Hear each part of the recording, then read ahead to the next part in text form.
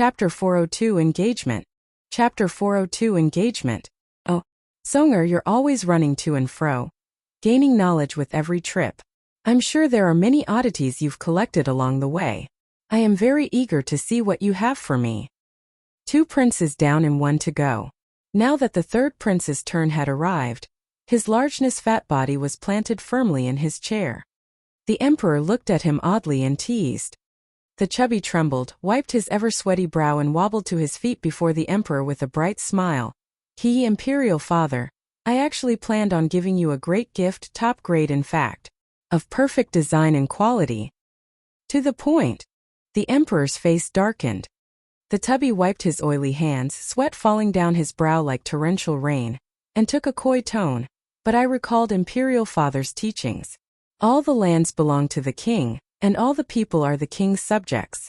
So what could I possibly give the Imperial Father when everything in this world is already yours? Anything that I would offer would be taking the Imperial Father's item only to return it. There is nothing in this world truly mine to give. As such, the emperor's eyes grew colder. Swallowing dryly, the fatty wiped more sweat before saying, as such, Imperial Father, you must understand. Humph, of course I do. At my centennial jubilee, everyone on earth pays me tribute, yet only my son comes up empty. No, Imperial Father, you've got it all wrong. I believe that anything that I would present would be too crude and quaint to express my deep love and endless respect for my Imperial Father. For this reason I have sought the help of a great teacher for a month to learn a dance for your anniversary. The fatty came to the front, cueing the music and going down into a wobbly strange thing called dancing? No, it was a bit too soon to call it a dance. It was more or less along the lines of quirky jumping. His largeness flicked his hair, batted his eyes, his bubbly cheeks bouncing at the slightest movement. It was downright revolting, hideous and worthy of nothing but being thrown out. It was like looking at the sea from a boat, with the waves going up and down and up and... While the blob bounced around quaking the floor with every downstroke, so too did the audience, maybe too in tune with the artist and his handy footwork.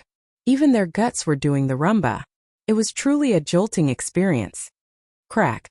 It wasn't just one, oh no, the entire audience was cracking their knuckles, looking at the graceful ballerina with bloodshot eyes. If not for him being a self-respecting prince, they would probably be raining fists and kicks by this point. Sweet mother of mercy. A dance should be easy on the eyes, but yours is sucking the life out of me.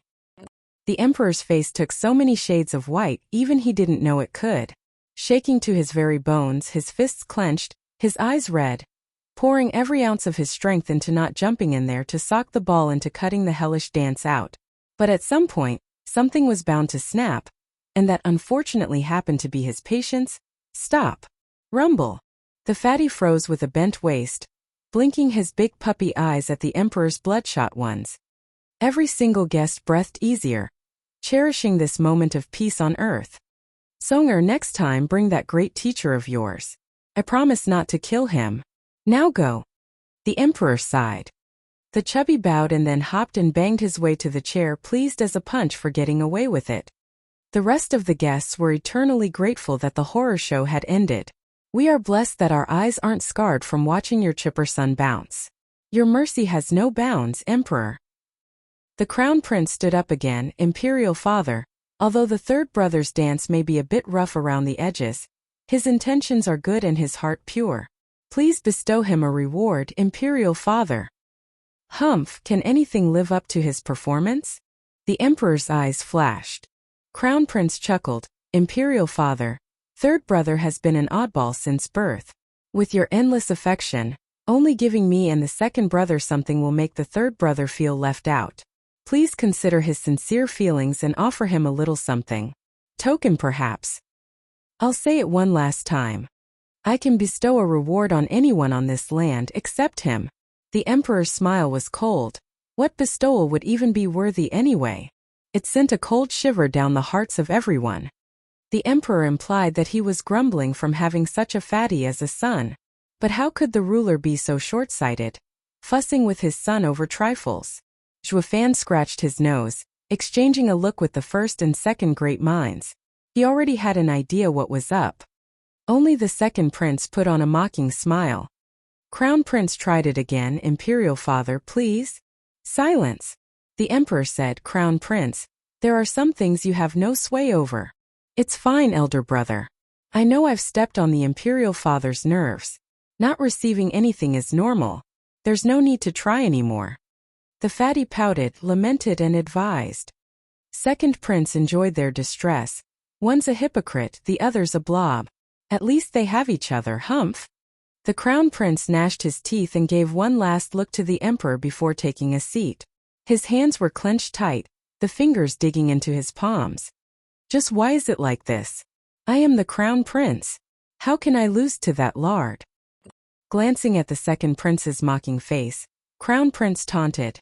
You idiot, not even this can get through your thick skull? Anyone can be rewarded, except the Emperor. What the Imperial Father just did was that he showed his intent on the successor. But why does it have to be him? The Crown Prince looked at the fatty, who was saluting back in gratitude. Is the punk oblivious to Imperial Father's meaning, or is he just that good at faking it?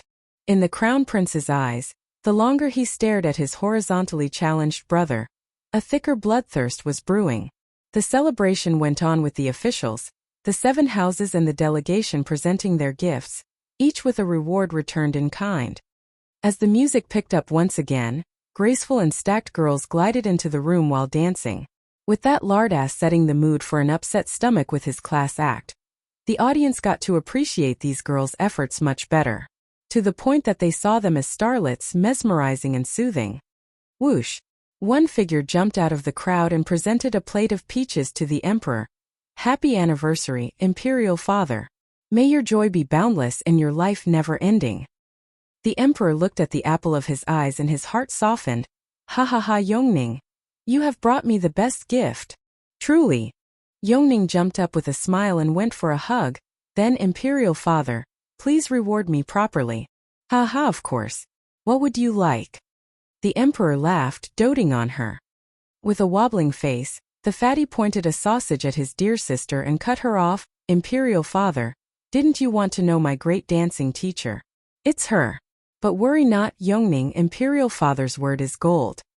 He won't beat you to death. The Emperor looked off-kilter. Yongning, did you teach Tsonger to dance? Ugh. Blushing, Yongning glared at the living fat. She had also witnessed that thing's high-class act. It was like a horror show. But now accepting that she was the grand dance teacher behind it all, wouldn't that ruin her reputation? Yongning explained, Imperial Father, don't listen to his gaffe.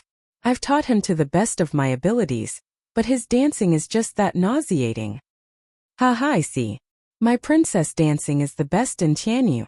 The Emperor nodded. Yongning, you still haven't told me what you want. Blushing, Yongning peeked at Zhuofan, twiddling with her bracelet, acting coy and all. Imperial Father, don't you think it's time? I mean, for Mother's final wish. The Emperor nodded, sending her back to the center and shouted, Yongning, Zhuofan, here is my decree. Today, Princess Yongning and best steward beneath heaven's Zhuofan shall be wedded. What? Unlike the exuberant Yongning, everyone else was dumbstruck. Zhuofan figured something like this was coming and sneered inside. It didn't end with just some simple decree. The second prince found his guts from God knew where and jumped forth. Imperial Father, I have long since taken a liking to the parish's holy maiden Yun Shuang. I asked the Imperial Father to wed us. The Emperor grinned and sighed. What's up with today? Everything is falling together perfectly. He had long been thinking about how to steal Yun clan back from the Luo clan, to take advantage of Zhuofan's calculative ploy, using this perfect chance to do just that. The Emperor nodded and sighed. Marvelously done, my son. And spoke, happiness comes in two today, with Miss Schwanger tying the knot with my son. Second Prince kowtowed. Yun Shuang shuddered, crestfallen, grabbing Zhuofan's arm tighter out of instinct. With a confident smile on, Zhuofan gave her a warm look. It's okay. You are with me now. It will never change. Yun Shuang's eyes turned red, but her heart regained calm. The last time she'd been so at ease was when her grandfather was alive. Chapter 403, Breaking All Pretense. Chapter 403, Breaking All Pretense. Oh, There was a damp and dark tunnel littered with checkpoints made of sealed heavy doors and 2 radiant stage experts standing guard at each one of them. Their moods were heavy as their eyes narrowed. A guard holding a set of keys approached. With a flash of a badge, the gate opened. The badge read Emperor's approval. Gate after gate, the guard had to pass through 18 of them to reach the end. It was a small dark room with a pint-sized figure resting on a simple bed, chewing lazily on something. What does the old coot want this time? Taking another bite, a tender voice came, filled with disdain. You come to me for help yet lock me up in this hellhole whenever you're done with me. For 300 years I've kept my word. The only saving grace you have from my rage. And these things I have never eaten worse garbage in 300 years. Aren't I a divine dragon? Whoosh. He threw away the thing at the guard. With a bang it flashed past the guard's face, wind biting his face. It made a meter-deep hole in the wall behind him and even shook the whole place, yet the thing was still intact. The guard was scared out of his mind. This place was made of a 7th grade material, crystallized black tungsten, turning it into a fortress. But to this guy it was like paper. A casual flick and the place got ventilation. The guard made a shaky bow. Sir Gu Santong, please calm down. I am only conveying the Emperor's orders to handle a tough opponent. I'm not going. Gu Santong snorted. I've only promised to defend the imperial family. There's nothing in it related to putting me to work. Do it yourself. The guard begged again, sir. His Majesty is requesting you in person. This man is an exceptional expert. How could anyone match him? Moreover, His Majesty promises to improve your meals. Improve? By how much? Gu Santong raised an eyebrow. The guard picked up 3 fingers. 3rd grade ingredient every day with 4th grade on holidays. Gu Santong's eyes spun and then he shook his head. 4th grade every day and 5th grade on holidays. No, make that 6th grade. It's a deal. The guard let out a carefree nod. The promise was still within His Majesty's limits. I need to get this young master out of here fast. Gu Santong hopped around in joy. He'd finally sleep with a full belly from now on. Oh, and who's the one you're after? You've never asked me to act before. Ha ha ha, His Majesty will tell you when the moment comes. We are just guards transmitting his orders. We cannot fathom His Majesty's mind. Gu Santong didn't care. As long as he had his fill, he'd capture anyone. Back at the feast, the Emperor had just declared a marriage bringing joy to the kneeling Yongning. Next to her was Yuan Yong on his knees as well. Though he was a nervous wreck. Just before this exchange, he had seen Zhuo Fan and Yun Shuang being all lovey-dovey and now he had asked the imperial father for her hand. He was out to steal another person's girl. It wouldn't make a difference to your average citizen, but that right there was the best steward beneath heavens.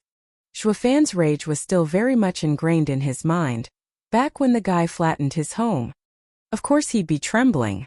But a sneak peek at Hell Valley's side, catching the nod of a figure, he relaxed. I just hope it'll go like he said and Zhuo Fan won't put my princely head on a pike. Luo Yunchang was testy, not over Yun Shuang, but while glaring at Yongning. She has had her eyes on the heartthrob Zhuo Fan for years. Yet this broad was just gonna take him from her? She wouldn't have it. Zhuo Fan finally spoke. Your Majesty. He did a full salute, but his tone was icy. Please withdraw your edict. I and Miss Schwanger are perfect for each other long since we've gotten together. It wouldn't be right for us to marry another. What? Everyone was slack-jawed. They guessed the two had been on good terms, knowing each other well after only a month, but how did they get entangled to such a degree so fast? Luo Yunchang was puzzled. The two had only displayed their affection today. When did they get to do the horizontal mambo? And how come she didn't know? Yun Shuang froze, her eyes red and confused. What is he up to? Impossible. Yongning shot to her feet, refuting those claims. I and Schwanger are practically sisters and I've also been by the Prosperity Compound many times. I would have realized in an instant if anything was up. Zhuo Fan grinned at her hot-headedness. Of course you'd realized. And so did everyone else in the Luo clan. Don't you remember the night you'd invited me to celebrate? That woman perhaps? Shuddering, everyone turned to the young frail Yun Shuang, who was flushing harder than a tomato with tears in her eyes. She was a sensible girl and couldn't endure having her mortifying moment to be out in the open. Shuofan had other things on his mind besides the trifling things like shame. He grabbed Yun Shuang's hand and sneered. That was Shuanger. Everyone in Luo clan can attest since I was doing my business when they burst in. That does seem to be the case. Luo Yunhai nodded. He was clueless towards Shuofan's aim in exposing such a degrading affair, but he figured it will all lead somewhere. For scheming demons were jumping and hooting in confirmation as well. Shuofan and Yun Shuang were an item. There were no two ways about it. Yoning and Luo Yunchang glared daggers at Yun Shuang. Defend the guy all you'd like, but it was hard to find the traitor in one's midst. What a good sister, stealing my man from right under my nose. Yun Shuang looked devastated with her head low. Pointed out by all husbands what a chippy she was. All those stares were making her sick. The emperor watched it all with a cold dragon's eye, his fingers drumming on the table. With a deep breath, his boundless majestic voice came, "Are you done? The wedding is tomorrow." Shuofan raised an eyebrow and laughed. "Your Majesty, if I don't feel like it, there's no one in the world that can make me." Bam! The emperor flew off the handle, insolent. "I am the ruler here, the emperor. My decree is final. Shuofan, you dare question my authority?"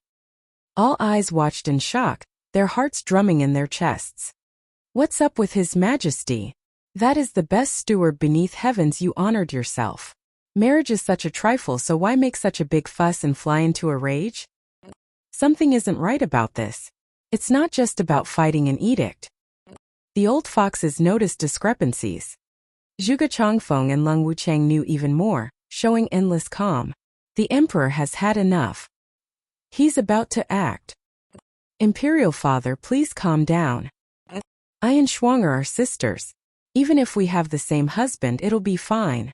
Second brother doesn't fit Shuanger anyway. Please take your edict back and don't take your anger out on them. Yongning feared the emperor would do something to the couple in his rage. The emperor wouldn't have its silence. I have had enough of Zhuofan's vile morals.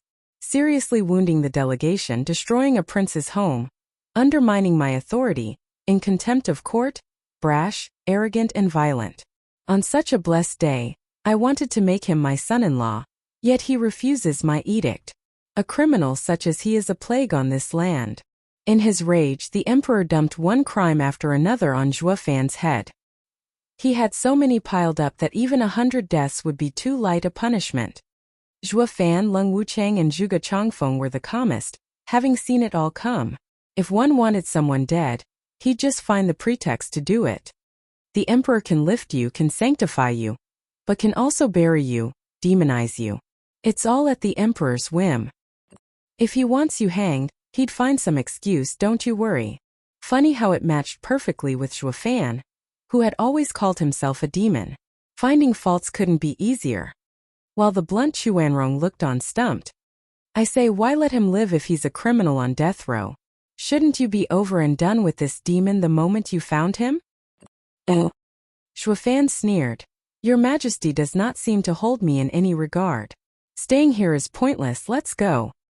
Zhuofan left with the Luo clan. Bam! The emperor slammed the table. Humph, Zhuofan, you think so highly of yourself, showing contempt to me? You won't run away that easily. Oh, who, I wonder, in whole Tianyu has the power to stop me? Zhuofan mocked. Pretentious. Though everyone agreed inside, Zhuofan did have the power to back that claim. Oh. The emperor squinted and his face twisted with malice. There will always be someone better than you out there. Zhuofan, you are toxic. Seize him. With a bang, a red flash shot for Zhuofan, followed by a childish voice, Old coot, don't forget about the 6th grade ingredient. Chapter 404 Father and Son Fight. Chapter 404 Father and Son Fight. Oh, whoosh! A tiny fist came out of nowhere, with enough power to crush mountains. Zhuofan threw a fist of his own. The bang rattled the ears of the guests. Zhuofan was forced back 100 meters before steadying. Following the deep scar he made on the ground, he found that in his original place was a pint-sized smug figure. Everyone cried out. Where did he come from? How did he have the power to push back a monster like Zhuo Fan? The Chuanrong delegation was shaking. They gulped at the rosy-cheeked child. For all that's holy, is your land a freaking monster pen? It was bad enough that Zhuo Fan was a freak of nature. Now you have someone even younger? This doesn't make any sense. Chuanrong grumbled inside. Tianyu has way too many talents. As for the 7 houses, Zhuge Chongfeng and the others knew of the freak raised in the imperial family's backyard. He was the most savage of the divine dragons, invincible scamp Gu Santong. That old coot has been ready to take the little freak out from the very start. Zhuge Chongfeng and Lung Wucheng's eyes flashed. Humph, that's right, I'm strong. Gu Santong stuck out his chest, tooted his horn and froze. The guard said the emperor would give the signal to attack, but he didn't even think the target would turn out to be his godfather.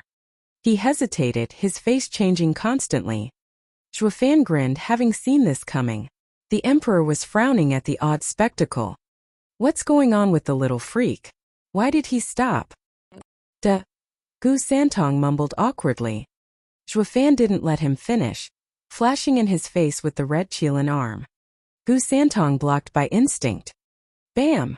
Another shocking rumble spread and the guests took to the air. The emperor was taken away by the guards. This was a battle between monsters. Sticking around any longer would pulverize one's bones. Gu Santong shot back 50 meters from the punch, raising everything in a kilometer's range. Nobody noticed Zhuo Fan taking advantage of the smoke and mirrors to send him a message. In a few moves, I'll fake defeat and you should chase me. Gu Santong's eyes lit up and he nodded. Out of the loop as he was, he nevertheless believed that Zhuo Fan would explain himself, so he straightened his back, flicked his hand and launched Zhuo Fan into the air. Gu Santong jumped after him. The sky got littered with booms as the two traded blow for blow. Each clash ended with a pulse of power swiping the surroundings. They pulverized anything they touched, making sure no one even tried to get near. All they could do was crank their heads as the two darted to and fro, reducing the gaudy imperial palace to rubble. The audience sighed. The two were dazzling gems of equal rarity and power. Only they could unleash such a spectacle, others would have long since dropped dead. The Chuanrong were dumbstruck. The Chuanrong were tough, some say. The Chuanrong had mettle, said others. But witnessing these two experts of Tianyu fight, they came to know the true meaning of indomitable. By contrast, Chuanrong's guts were too damn mushy. Tuoba Lufeng and Han Tianma sighed. If all of Tianyu was like this, it was best to go back and stay in bed. What invasion were they thinking of? The emperor looked at the two receiving and dishing out blows with a bright stare. Zhuo Fan and Gu Santong looked the same, but Zhuo Fan only had a Qilin arm, the rest of his body falling short. Gu Santong, however, was bursting with power from every fiber in his being. It wasn't long before Zhuo Fan lost ground. Bam! Gu Santong's punch sent Zhuo Fan barreling into some lofty buildings. He had used the Qilin arm to block, but Gu Santong's power went through it and into his chest, forcing him to spit up blood. Oh! God damn it! That pipsqueak doesn't know how to hold back. I told him only a few blows, but he's still going strong. Zhuo Fan crawled out of the rubble, spatted some blood and cursed with a heavy breath. Gu Santong was coming for another round, ha ha ha again. Take this. Again. Zhuo Fan squinted, not fond of taking any more of the kid's tough love. So he popped away with his right eye flashing golden. Gu Santong hit nothing but the ruins, kicking up dust. Where's Dad? Gu Santong roamed his innocent eyes around. Zhuo Fan blinked next to Yun Shuang, hugged her and flew away. Afraid that the rest of the people won't find it obvious that he lost, he shouted, "Blast it! I can't mess with that freak. Let's go." Gu Santong got it on the spot. That was Zhuo Fan's signal for Act 2, so he played along. Stop him. Russell. A dozen Radiant stage experts barred Zhuo Fan's way, glaring at him with fury. If Gu Santong failed, they wouldn't have shown themselves. But since Gu Santong was still going strong in hot pursuit, they chose to earn some credit by buying time. Was it that easy, though, to hold back Zhuo Fan with a couple of shrimps? His right eye flashed golden again and he teleported behind them. As they turned around to chase, blue wings spread out from Zhuo Fan's back. A single flap of them sent illusions at them. That's Sea Phantom Wing. Look out! One cried despite being too late. The blue image surrounded the experts. Their minds grew hazy and they splat on the ground like pies. Zhuofan laughed and flapped his wings to gain more speed and flew away. Gu Santong stomped in fake anger. Humph, useless rabble. You've ruined my 6th grade ingredients. Once I am done capturing him, I'll take my anger out on you. Gu Santong shot after Zhuofan. Angry on the outside, but giddy in his little heart. Dad, wait for me. The audience watched them go with a sigh. In the end, it was Gu Santong who came out on top in that monster clash.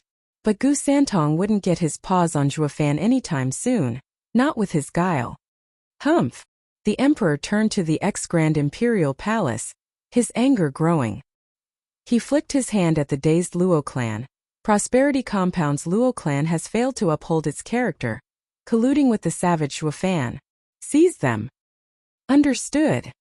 Dozens of guards, with plenty of radiant stage experts in between, moved at once. Cackles resounded as 4 black masses drifted from the Luo clan to meet the Imperial guards. In but a dozen seconds the guards lay on the ground in pieces, radiant stage experts included. Hi, Luo clan doesn't have Steward Zhuo now, but we, the heroic demon quartet, will take his place. Ask the boss before messing with his dogs. You guys don't cut it. The 4 black masses hovered around the Luo clan with their creepy laughter. The emperor's face twitched. Luo Yunhai and the others sighed. The 4 pygmies were their elders. So wasn't their boss the Luo clan head? That saying about dogs didn't quite apply here. But everyone knew those pygmies weren't right in the head, so they just dropped it. Funnily enough, coming out in defense at the crucial time showed their loyalty. Creak. A metal screech announced the arrival of a black figure behind the emperor. Its hoarse voice said, "You dare act obnoxious before the emperor." Whoosh! A shadow shot for the 4 freaks like lightning. Chapter 405 for Demons vs. Shadow King. Chapter 405 for Demons vs. Shadow King. Oh! A groan came from the 4 black masses. What followed was cries of shock as a black chain came out, and they returned to their original form. Impossible! We phased out completely. How could you hit us? Violent Demon cried. The other pygmies were shouting as well. They couldn't believe their prized unity tactic could crumble so easily. The figure behind the emperor turned solid, taking the shape of a 9-foot-tall armored man and grabbed the incoming rattling chain. He took a bold step forth with a sharp look in his eye. You 4 little *ts. You may have been from the Empire's 3 guardian sects once, but it doesn't give you the right to do whatever you want. The 4th pillar. Shadow Guard's captain, Shadow King from Hell. Zhuge Chongfeng muttered. Zhuge Zhantian was also shocked.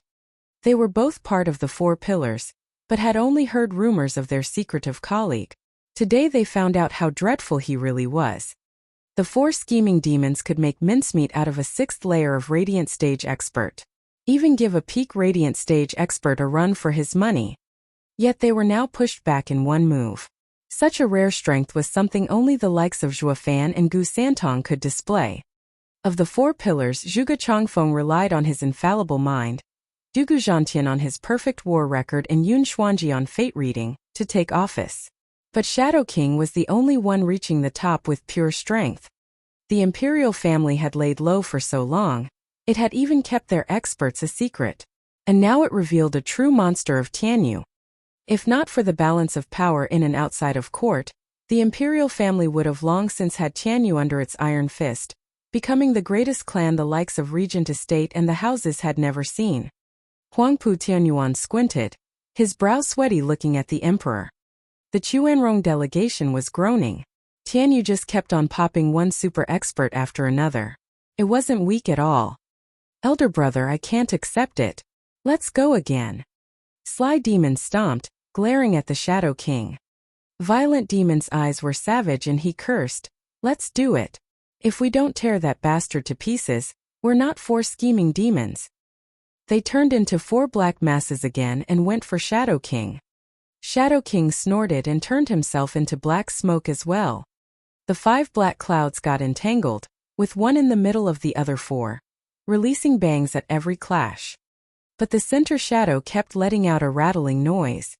The chain made its appearance again, striking the other 4 masses. Shadow King reformed, standing high and mighty over the blood-spewing 4 scheming demons. "Elder brother, we can't do it.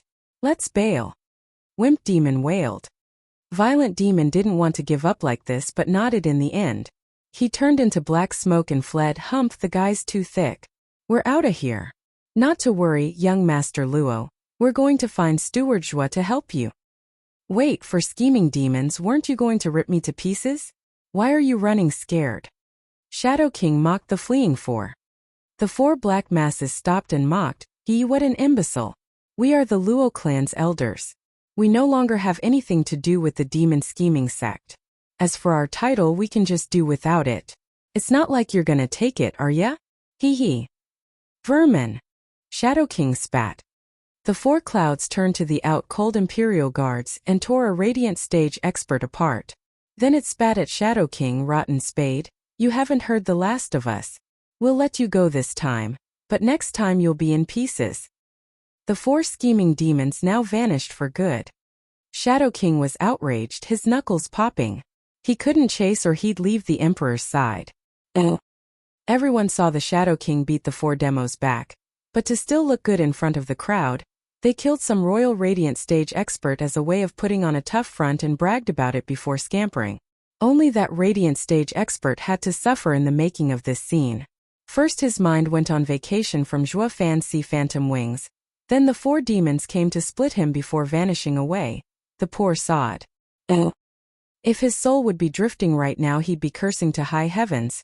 **TS are angry with the Shadow King, so why take it out on little old me? Who told him to be so weak? With Zhua Fan lighting the fuse to blow out between the Luo clan and Imperial family, the latter came out on top. Besides its elders, the Luo clan's young master and miss along with others had ended up in the Imperial family's hands. The Imperial guards assembled, having them surrounded. Luo Yunchang panicked, looking at the others. Luo Yunhai was still looking in Zhua Fan's direction, finding it more than a little bit queer. Like he knew this day would come. So he calmed his jets and said, "Relax, it'll be fine." His calm inspired the others to do the same. Not even 20 yet, the young master maintains a cool head in crucial moments. How could they lose theirs? The Emperor nodded inside. Luo clan's young clan head has grown into a fine man. Dugujantian looked on with pride. The godfather and son were on opposite sides, but he had taught Luo Yunhai. The youth's calm attitude was a homage to his godfather's teaching. Imperial father, Prosperity Compound's Luo clan has rebelled. They must be executed to appease the people. Please carry out their sentences. With everything under control, many showed their true faces, like the second prince barking at the Luo clan. That lit a fire under the chubby's ass. Imperial father, the cause of today's disturbance falls on the Luo clan steward alone. The others are innocent. Imperial father, you mustn't take it out on the innocents. Yes, Imperial father, it had nothing to do with the Luo clan's young master and miss. Your Majesty's heart knows no bounds. Please let them go. Yoning pleaded. The Emperor eyed the 2, then said, "Crown Prince, you are the heir to the throne. How would you handle it?" "Heir? Humph, did you ever intend to give me anything?" He was still holding a grudge for what had happened back at the feast. But the Crown Prince did not let it show, hiding it behind a genial smile. "Imperial father, in my humble opinion, Luo clan's steward, Zhua Fan had indeed lied and cheated, pushing everyone around. But the Regent of Prosperity could not control him. Letting the Luo clan take the fall for his misconduct would be ill-advised." The fatty and Yongning sent looks of gratitude, while the Emperor stared at him harder. Getting his meaning, Crown Prince continued, "However, Zhua Fan's vile attitude is due to the Luo clan's inadequate discipline. They do carry some of the blame. To my eyes, it is best to hold the Luo clan until Zhua Fan is captured before handing out the sentence to them both." Crown Prince was candid, filled with reason and logical deductions. But to the old foxes out there, they could read between the lines. Taking the Luo clan hostage to draw Zhua Fan out. It was a disgusting and degrading plan hidden behind a cleverly articulated sophistry. He was the spitting image of a true imperial family member. A vile act done in the name of justice. But the proposal was in tune with the emperor's thoughts. He let out a smile and nodded. We will do as my son said. Guards take the Luo clan away and watch them closely. Zhuge Changfeng laughed inside. He had seen through the emperor's ploy already. The two had been in contact for so many years, and he could read a little into the emperor's every action. The emperor had planned today from the start, as did its ending. He only asked others to speak out to cover up his involvement. He was in fact putting words in the crown prince's mouth, while also ending the tripartite stalemate. Zhuo Fan's ruckus at the imperial palace was big and small. Small since it only cost one man's life, and big as it impacted all the houses. He guessed the emperor was going to use the disruption of Tianyu as an excuse to cleanse the land. Your Majesty, I didn't know you were even more impatient than me. Zhuge Changfeng laughed inside. The emperor looked at him as if in response to his thoughts, showing a snicker. My dear Prime Minister, the game has only just begun. The emperor toasted to the distant Zhuge Changfeng, while the latter snorted and spilled his cup. Your Majesty, I will not lose. Chapter 406 Dividing Spoils. Chapter 406 Dividing Spoils. Oh, Your Majesty, could you leave the Luo clan for us to handle? Lung Wuchang approached with a bow.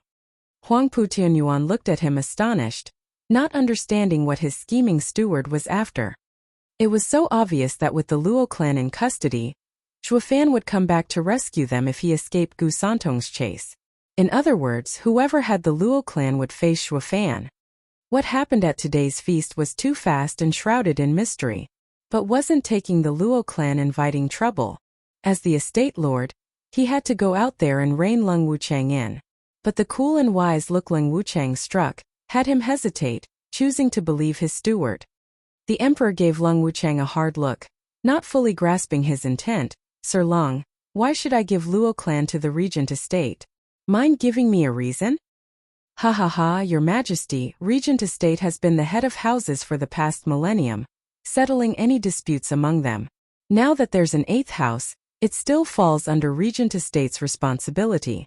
With Luo clan's heinous crimes, it demands for Regent Estate to help Your Majesty in capturing the traitor Zhuo Fan as a warning and example to the houses. Lung Wuchang was praising, but anyone with a brain could tell he was speaking terms with the emperor. We get rid of Zhuo Fan and you give us the houses. Only then we fight over the throne. It was an obvious shot at getting the emperor to split the power. Or you can just face the monster all by yourself. We won't give a hoot. Pa! Huang Putianyuan slapped his thigh, getting it as well. Facing Zhuo Fan was bummer, true, but using him to get the houses without the imperial family poking its nose in the process was a great play. Sir Lung's noggin sure works fast. That's our unwanted contriver. The emperor's eyes flashed, but his mouth curled. Since Regent Estate has this intention, all right. They're yours to handle as you wish.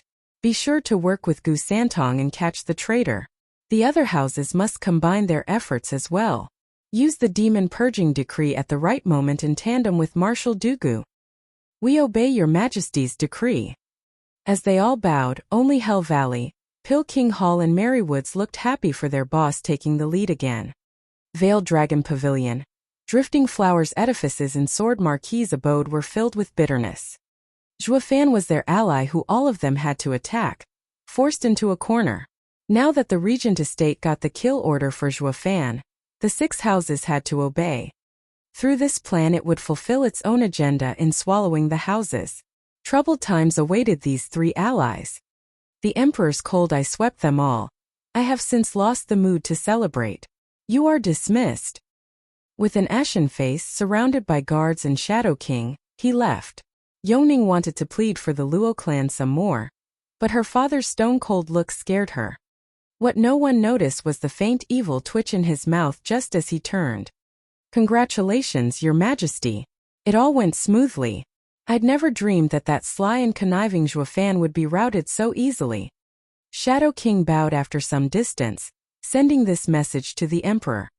The emperor laughed, but then a flicker of doubt came upon his brow.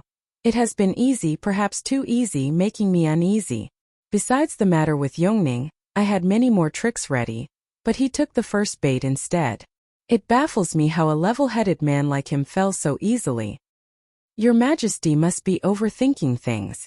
In my opinion, it is not Yongning who irritated him, but what happened to Yun Shuang. Your Majesty, at the esoteric debate, he went berserk over a girl. I've heard that Miss Yun Shuang shares that girl's qualities. That makes it more likely that he flipped because of her. The Emperor nodded. I hope so, but this only leads to even more questions. Why did the second prince propose marriage with the Holy Maiden, inciting Zhuo Fan? It's too convenient. It's not my place to say, but the second prince is narrow-minded and petty. Zhuo Fan and Holy Maiden ruined his home, so he came up with this proposal just to spite him. He used Your Majesty's name to push him around. As any child, he was the first to turn to his father whenever he got the boot. The Emperor paused, then nodded. Ha ha ha, indeed. That's his style all right. Though he helped me instead. But I have to change this trait about him, lest he invites trouble. Your Majesty is wise. Shadow King bowed. The Emperor continued. Yet, out of my predictions, Regent Estate volunteered to take charge in fighting Zhuo Fan. I planned on letting those dogs bite at each other until they couldn't move, but stepping in was in fact an even better outcome. Your Majesty, this is even easier to understand.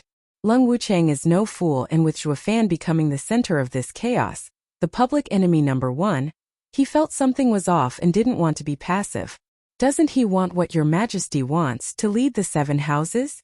It will be great for the Regent Estate's campaign to expand its power. Yes, Lung Wuchang was right in his assumption. But, does he think I'll just let him? Humph, we'll just see whose campaign is faster, mine or his. The Emperor's eyes flashed, walking on with Shadow King. Meanwhile, Lung Wuchang and Huang Putuanyuan took the Luo clan off the Imperial Guard's hands and left the Imperial Palace. Estate Lord, this chance comes with risks. We need to act quickly, or by the time the Imperial family roots out all the spies from court, he will turn on us. Lung Wuchang spoke gravely. Huang Putuanyuan nodded. Sir Lung, you've done well. Although the Emperor plans to have both of us exhausted, if we don't take this chance, he will swallow us all sooner or later. Now is the time to act when the Imperial family is too busy. Yeah, since we're dealing with Zhuo Fan, we can't threaten the Imperial family either. This is the first time in the history of Tianyu that neither side has to watch for the other. But also the most dangerous. If we are late in uniting the houses, the Imperial family will march all over us. Lung Wuchang sighed. Life or death, winner or loser. It all rests on what we do in this period. Such a rare opportunity, fraught with destruction, must be taken with utmost caution. Sir Lung. Huang Putuanyuan turned heavy.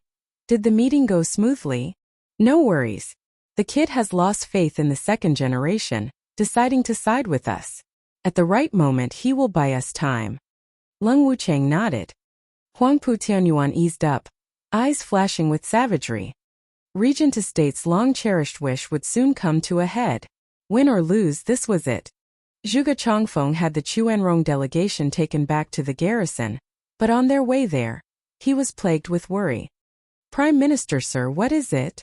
Tuoba Lufeng asked. Zhuge Chongfeng took a long time to respond. What happened today is because the geezer made it happen, forcing Zhuo Fan to flee. But what made the geezer act so soon? Did he prepare everything? Prime Minister, sir, don't overthink it. The more chaos there is, the better, making it easier for us to invade. Ha ha ha. Tuoba Lufeng grinned. Zhuge Chongfeng nodded, but then his smile slipped. His heart seized, his brow furrowed. Why did the old coot choose this moment to act, when the Chuanrong delegation was present? Is it? Zhuge Chongfeng shook his head. No, it can't be. I must be jumping to conclusions. No matter what, with the nation in chaos, everyone will move and everything will go according to plan. Old man, you want to use chaos for yourself, but did you think you're the only one with that idea? You won't get to rule these lands. Zhuge Chongfeng laughed. Whoosh! 100 miles out of Imperial capital, Zhuo Fan was hugging Yun Shuang's soft, exquisite and perky body as he flashed across the blue sky. Yun Shuang huddled in his chest, restless and blushing. She was still out of it from Zhuo Fan's declaration of love for her, that he was now fighting the Empire for this reason. For a naive girl, it was the most romantic thing in the world, her heart beating like crazy. Although Yun clan answered requests in a neutral way, it was their responsibility to help the people. While Zhuo Fan was a bad boy through and through, these two had absolutely nothing in common. Yet for some odd reason, she felt her pure heart influenced by that repulsive and dashing bastard. She couldn't get him out of her mind. Whoosh! This time in a flash of red, Gu Santong approached from behind. Chapter 407 Father and Son Aligned. Chapter 407 Father and Son Aligned. Oh no, Gu Santong is behind us. Yun Shuang cried at the incoming small red light. With her being the holy maiden and high priest Yun Xuanji's granddaughter, she knew of Gu Santong. He was truly a savage to push even the likes of Zhuo Fan back. Now watching him dart over, panic overrode everything. Zhuo Fan only had a wide grin, slowing down and taking a dive for a glade. He put Yun Shuang down and waited for Gu Santong. Yun Shuang looked at him lost. Does he want to measure his fist with Gu Santong again? Gu Santong landed and ran into them. His savage display just moments ago had Yun Shuang shaking, thinking he was now aiming to smash them to bits. But Zhuo Fan's calm was infectious, easing her worries. This man is that confident in taking Gu Santong's power. Ah! Yun Shuang saw Gu Santong get closer and closed her eyes, not wishing to see Zhuo Fan pulverized. But the rumble never came. All she heard was giggling. Dad, I missed you. Gu Santong held Zhuo Fan's neck. Zhuo Fan patted his back with a quiet smile. Yun Shuang peeked once, then her eyes bugged out. What is going on here? They're on opposite sides, they just threw fists at each other back there, yet now they are kin? If they were so close, why did they do all that show of savagery? Yun Shuang was a pure lady, never able to understand Zhuo Fan's slick and devious nature at work behind the scenes. All she could do was stare in space at exemplary parenting at work. Zhuo Fan brought Gu Santong over with a smile. Shuanger, can't you tell? He's my son. What? Yun Shuang wobbled on the brink of collapse from shock. A great divine dragon, the best in Tianyu, invincible scamp Gu Santong, was his son. That was more than breaking news, that was capital. Even the emperor would be speechless. Since they're related, has the emperor lost it by sending the son after the father? The two can now team up and tear the imperial palace apart. Zhuo Fan shook his head at the dull Yun Shuang, reintroducing his son in detail. Now she realized their relationship. But just now Yun Shuang frowned. Zhuo Fan grinned. I only went with the flow, enacting a little drama for everyone. But I didn't expect the emperor to be on the same page with me. He wanted me to be the scapegoat in this chaos and I wanted to bear the brunt, breaking the stalemate. What a coincidence, we both wanted it at the same time. Otherwise, Yongning's marriage proposal wouldn't happen at the same time as the second prince's. You mean it was all fake? Yun Shuang's heart thumped. Zhuo Fan explained, Yongning's marriage was an obvious taunt from the emperor. Even if I accepted it, he'd come up with other ways to get a rise out of me and break all pretense. While the second prince's proposal was my idea to break pretenses in my own way. The stalemate would be blown up, with every faction out to get me, but in fact the best stage for each of them to get their share. Oh, I see. Yun Shuang bobbed her head, still phased out. Then what you did to me? An act as well, please don't mind it. It was only to let the others see that I had a perfectly good reason to flip out, or doubts will sprout, making the next phase harder. Zhuo Fan nodded. Yun Shuang darkened, her heart sinking. She was a pure and unaffected girl, always abiding by her ancestors' teachings, never knowing love, but had fallen to despair when it struck her hard in the form of Zhuo Fan. Now Zhuo Fan was telling her that everything was fake and her budding love shattered to pieces. Yun Shuang watched the two giggle away and the bitterness only grew. You're so mean. While you were playing, I was serious. Biting her lip, Yun Shuang grew downcast. Dad, you're out to fight the imperial family, right? But my promise. After a brief moment of joy at the reunion, Gu Santong sighed. Zhuo Fan smiled, knowing his difficulty. No worries, young Sanzi, you're my son. I won't make it hard on you. You made that promise to the imperial family. I promise you the imperial family will remain. Only the emperor won't. Yeah, as long as the clan lives. Even if Tianyu changes colors, I'd still have kept my word. Ha ha, Dad, you're a genius. How come I never realized it? Gu Santong laughed, relieved of trouble. Oh. The vow was cooked up just at the end of his altercation with that immemorial sage. With no time to iron out the details, there were plenty of loopholes. Gu Santong was a child at heart and didn't look into it, while Zhua Fan was a weasel, finding a solution in a jiffy. To hell with the promise when I can just use words to keep it. He had done this so many times it was practically second nature. Young Sanzi, you've endured a lot. Look how thin you are. They must be starving you. Zhua Fan rubbed his head, taking out a 7th grade ingredient and offering it with love. Now that Dad's here, you're taken care of. Zhua Fan had to fish out some good ingredients each time he met Gu Santong, to show the stark contrast in treatments, to drive the wedge deeper of course. All to pull Gu Santong closer and closer, helping him deal with the imperial family without guilt. See, they are a bunch of meanies not even giving you 3 meals a day. Come to Daddy, son, I have a full course meal for you. Help your good dad beat the nasties. It's what they deserve. Everything had multiple perspectives, and under Zhua Fan's careful egging and nudging, Gu Santong hated the imperial family and loved him more. If only the emperor had known about the two, he'd be giving Gu Santong meals, brunches and snacks, all to foil Zhua Fan's twisted heart and remove the danger. At the very least, you won't be helping me, but neither will you be tearing me a new one. With Gu Santong being a kid, whoever was better to him got closer. Gu Santong had been eating ingredients for 3 centuries, but they were all 1st and 2nd grade. And through Zhua Fan's smooth talk, he felt that the imperial family was truly mean to him. As for the vow, Zhua Fan had an easy time twisting it from defending the imperial family to making sure one of them barely survived, thus crushing their foundation, but it wasn't something a puppet would ever fuss about. Gu Santong jumped in joy, stuffing the deli in his mouth. Dad, I'll help you. You only have to leave one clansman alive and done. Of course, Zhua Fan's twisted grin resurfaced. Gu Santong threw all those chains tying him to the imperial family that the vow had twisted around him, throwing his lot with Zhua Fan instead. Yun Shuang sighed. With these monsters together, who in Tianyu can stand up to them? Grandfather's wish is almost achieved. Steward Zhua can really change fate. Creepy wails came as 4 black clouds flew over. Steward Zhua, we're here. The 4 black clouds turned into the 4 scheming demons. Violent Demon stuck out his chest. Steward Zhua, per your orders, we fixed the fight and used young miss and young master. Hi.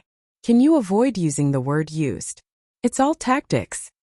Zhua Fan's face twitched, then mocked, you didn't fix it, you did lose. Look, the blood on you hasn't even dried yet. Violent Demon looked down, then at his brothers and smacked them each once. Why the hell didn't you guys tell me? I'd have washed in the creek we passed earlier. Boss, didn't you miss it too? The 3 grumbled back. Violent Demon was outraged, smacking them again. If I noticed it, what use do I have of you? The trio were even more depressed.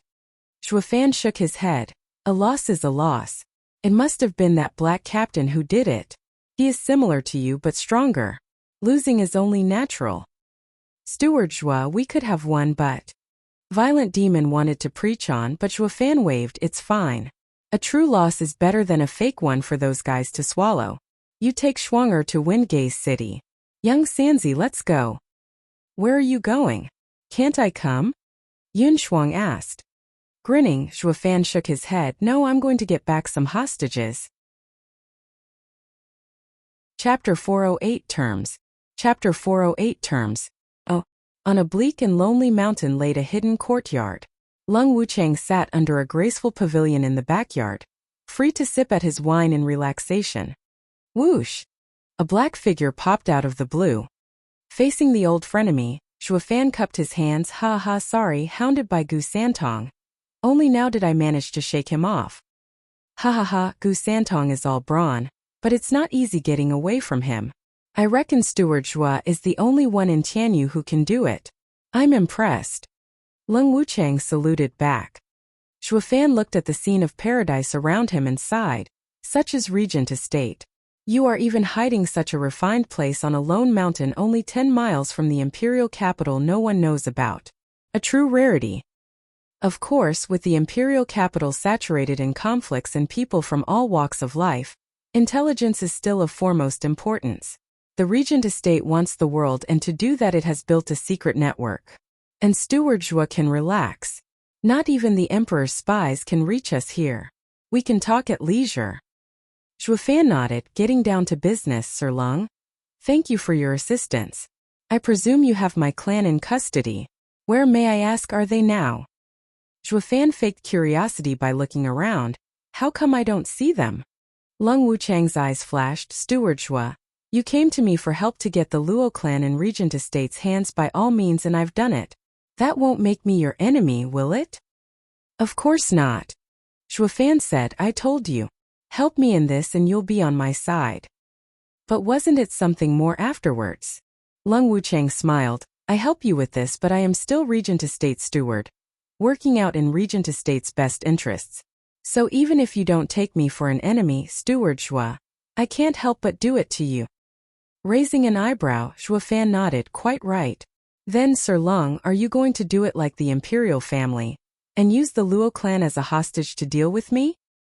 Would I? I know Steward Zhua's style all too well. The lesson at the esoteric debate was more than enough for me, thank you. With our strength, being testy with someone of Steward Zhua's caliber would be ill-advised. It would only make the imperial family happy watching both of us suffer, doing all the work for them. How could I do something so monumentally idiotic? Then Zhuofan said, bargain. Lung Wuchang was blunt. Steward Zhua wanted me to have the Luo clan, thinking it would be far easier to rescue them from the Regent Estate than from the imperial family. The reality is indeed so. We would have never touched such a hot commodity in our lives, even more so keeping them perfectly safe to present them to Steward Zhua. But giving them just like that is bad for business. I asked that Steward Zhua give us something in return. Zhuofan searched himself, puzzled, then spun around. Take your pick? Be it integrity, conscience, or even chastity, you can take anything. Did you even have them to begin with? Rolling his eyes, Lung Wuchang chuckled. Zhuofan's brow rose in rebuttal. Who says I don't? I can vouch for my chastity that I have kept safe for dozens of years. Lung Wuchang turned serious. Steward Zhua, please don't crack jokes. You only need to give us what we want and Luo clan will be safely returned. If you don't, I guess we're at an impasse. Your people can be anywhere by now too. And we will just have to fight one another, waiting for the imperial family to swoop in, ending with both of us dying. Do I even have something so important on me? Zhuofan frowned. He got it from Lung Wuchang that this item was crucial to them, willing to get it even if it meant falling in a trap. It was either get it or die trying. But what could he have that was of such value? Lung Wuchang stared as he emphasized each word. Bodhi root. What? Zhuofan cried. Lung Wuchang said, have you forgotten already? The 8th grade ingredient you swiped from Drifting Flowers edifices 8 years ago. Please give it to me and I will release them. Unfortunately, I don't have it. Will you take another 8th grade ingredient instead? Zhuofan blinked and probed. Shaking his head, Lung Wuchang stressed, we need the Bodhi root. We do not care for 9th or even 10th grade ingredients. Zhuofan saw his stance unmoving and felt it odd. What is it about this Bodhi root that makes it so unique that it can't be replaced with another 8th grade ingredient? Of course it can't.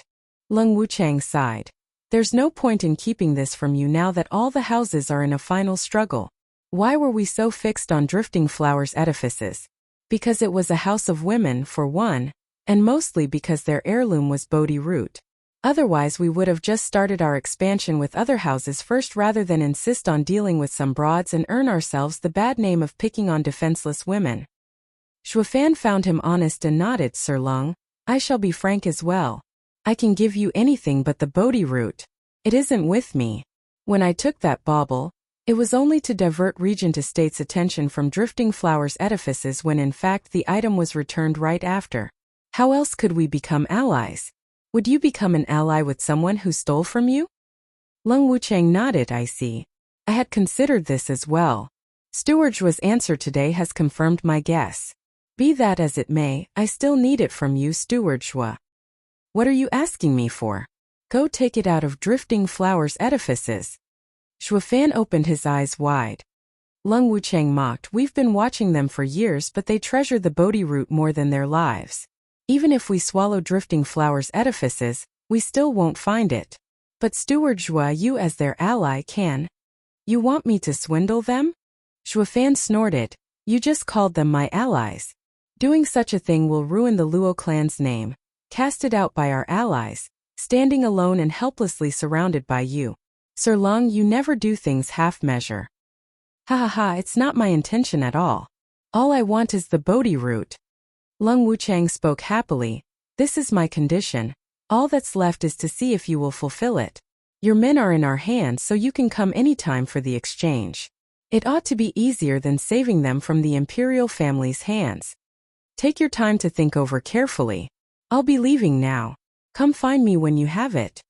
Lung Wuchang flicked his sleeve and left. Shuafan clenched his fists and was gone as well. The silence returned to the desolate mountain. Whoosh!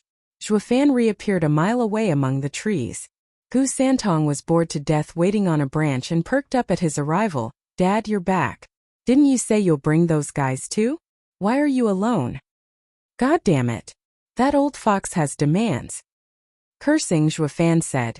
Young Sanzi, you've met young miss and everyone. Can't your nose point the way? Gu Santong wiggled his button nose and breathed in. He closed his eyes in focus. He shook his head in the end. Dad, there's no sign of them in 1,000 miles. The old fox sure is cautious. He thought I'd steal the hostages, so he had them moved. He never intended to show them to me. Shuafan spat, his mind spinning. After a deep breath, he came to a decision. I'll just have to go to Drifting Flowers edifices and take the item. But I won't soon forget this. Snorting, Shuafan flew away. Gu Santong flashed red on his tail. Two monsters were zeroing in on Drifting Flowers edifices at top speed, to take away their heirloom, the Bodhi root.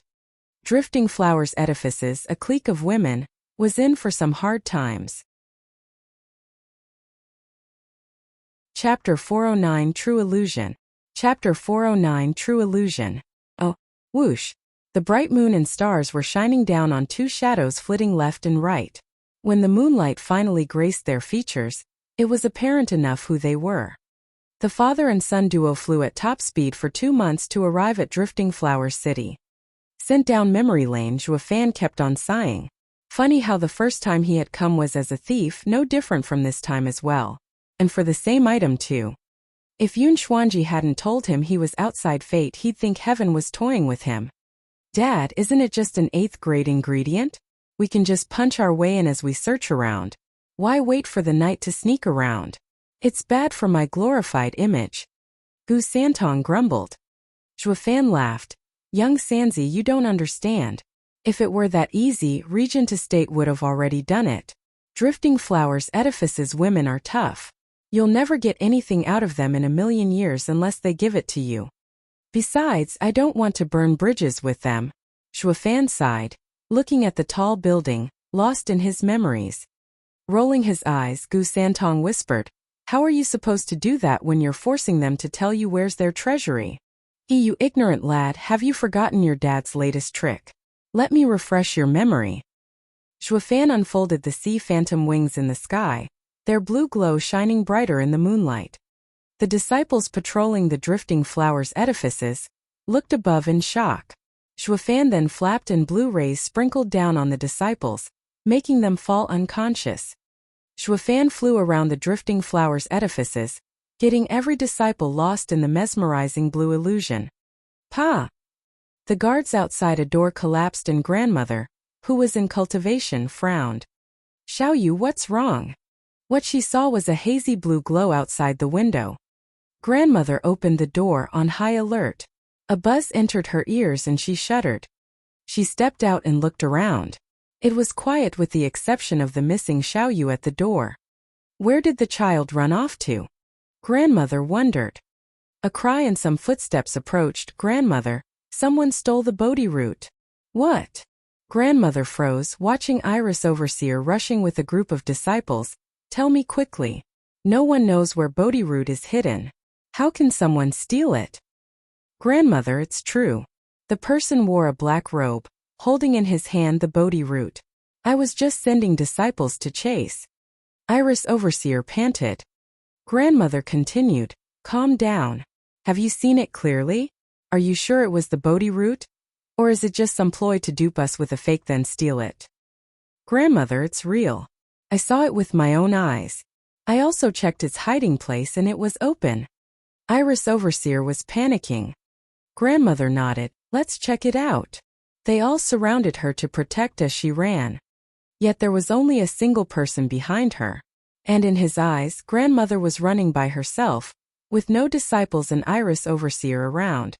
At the person's feet, however, was Xiaoyu unconscious. Dad, is that woman sleepwalking? Why is she monologuing? Can't she see us? Gu Santong waved his hand in front of Grandmother. With 3 golden halos flashing in his right eye, Shuofan snickered. This is your dad's divine eye of the void's 3rd stage, Mirage World.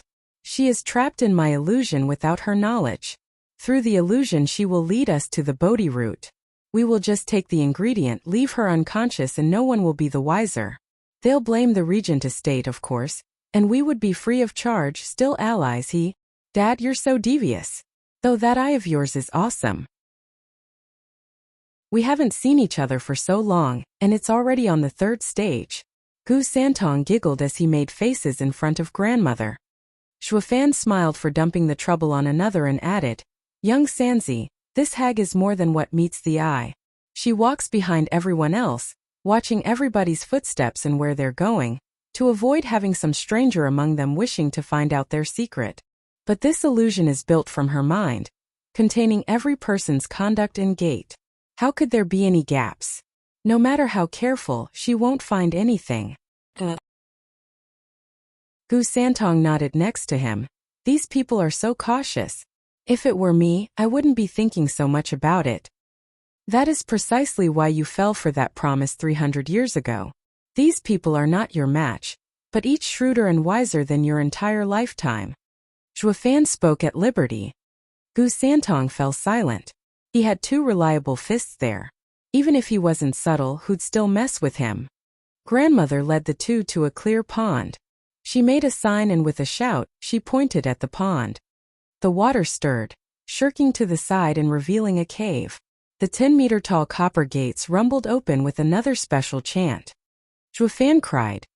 Not in a million years would he figure out that the Bodhi root was hidden here. No one would ever think to search here. The trio walked deeper into the cave, with Grandmother disarming any trap, array or mechanism put in place. They arrived at a stand in the middle of a small room holding a box. Opening it revealed the Bodhi root. Shuofan would never forget the sweet fragrance and green glow. Got it. Shuofan and Gu Santong giggled. But Grandmother only saw an open case and shuddered back in fright. It's gone. Dad, knock her out. Gu Santong nabbed the box. Grandmother still didn't notice. Shuofan sighed and nodded. Sorry, Grandmother. Before he could, Grandmother wept. Ching, I'm sorry. You told me to look after Drifting Flower's edifices before leaving, but I couldn't protect our precious heirloom. Rumble. Shuofan's palm stopped in doubt. Chu Qingjing isn't in seclusion? She left? Grandmother, don't feel sad. Qingcheng will be gone for a short while. She'll be back soon. The Iris Overseer's illusion spoke. Grandmother shook her head, lamenting, she won't come back. To save that Shui girl, she made a deal with Mystical Heaven sect leader.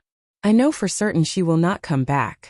And I couldn't even fulfill her final wish. His brow trembling, Shuofan's heart tensed. Now that he thought about it, the anchoring soul bead used to save Ninger couldn't have come from Drifting Flower's edifices, a mere house. Chu Qingqing had made a pact with the Mystical Heaven sect to get it. The same way he made a deal with demon scheming sect Xia Wuyue. But why did she do it? Saving Ninger had nothing to do with her. Why sacrifice herself?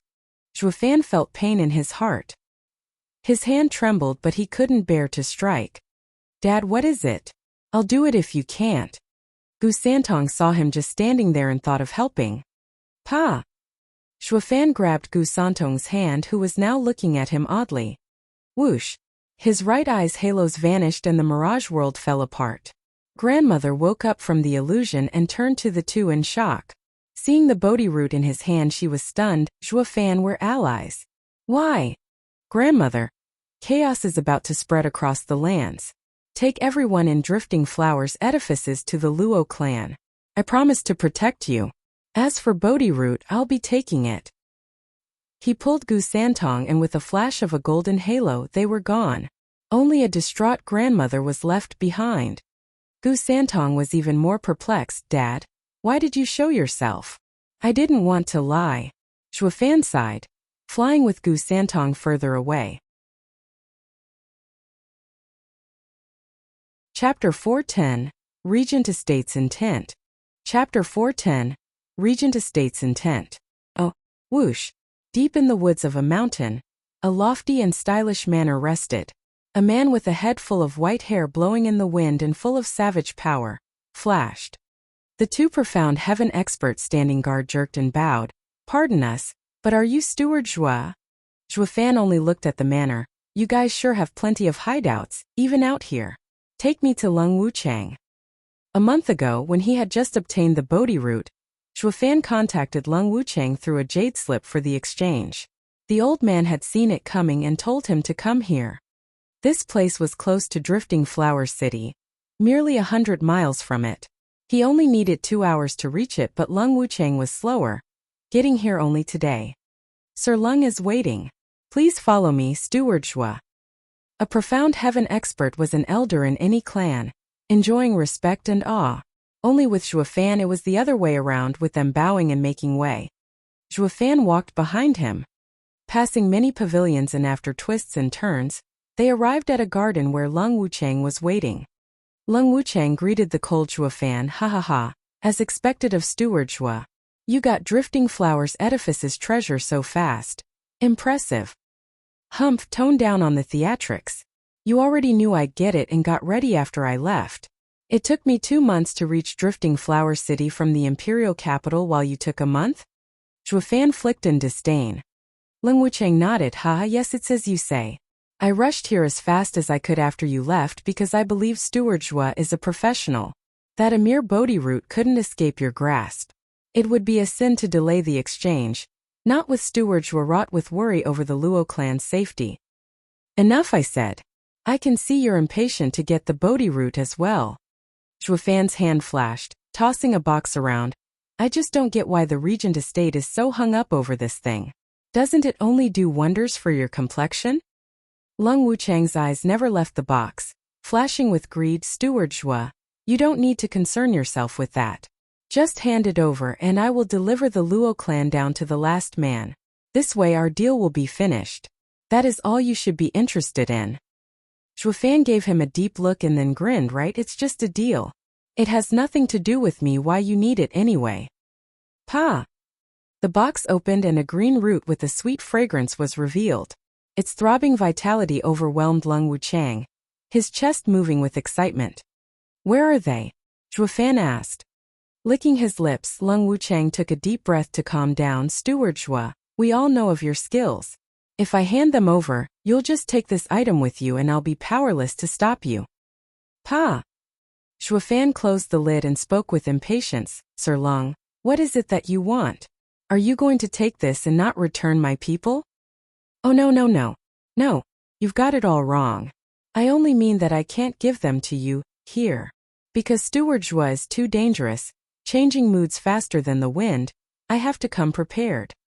Lung Wuchang smiled. To be quite frank, I already had them sent back to Windgaze City.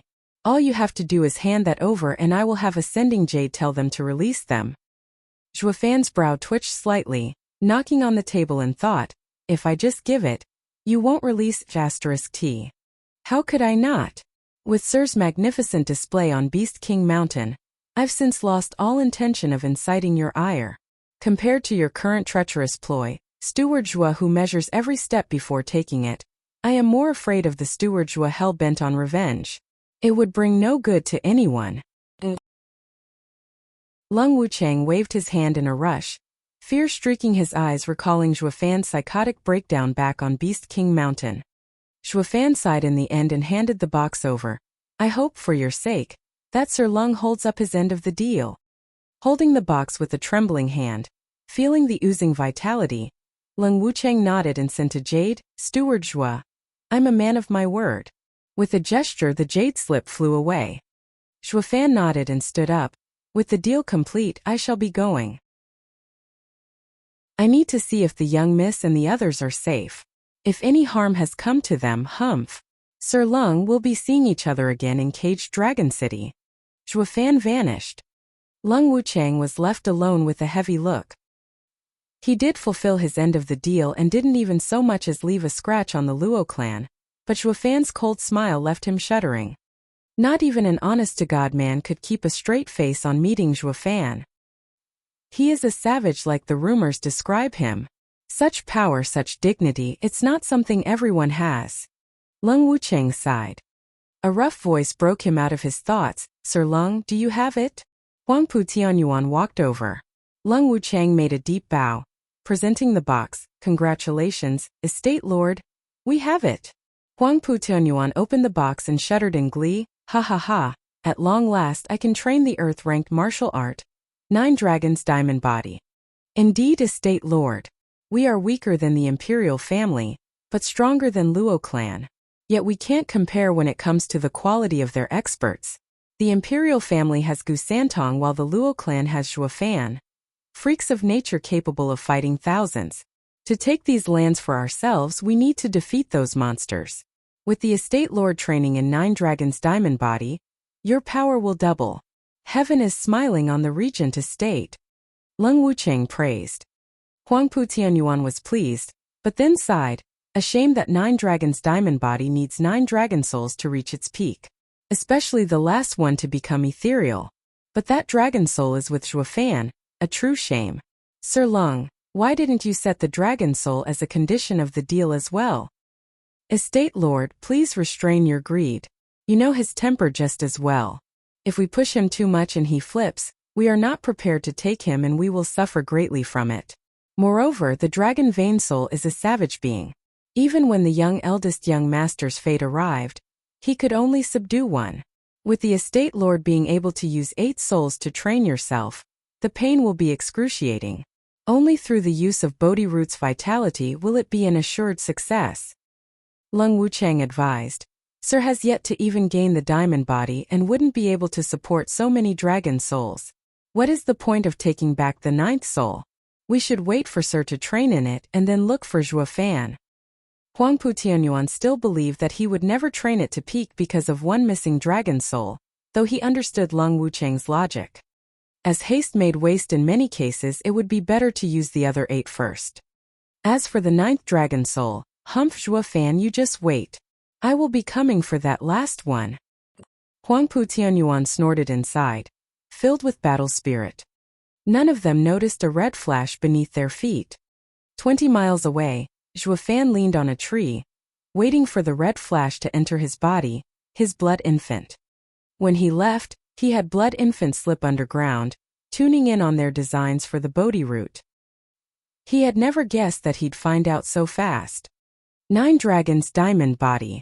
Shuafan grinned. So using the 9 dragon souls to train, that old fox Huangpu Tianyuan can step into the ethereal stage from peak profound heaven stage.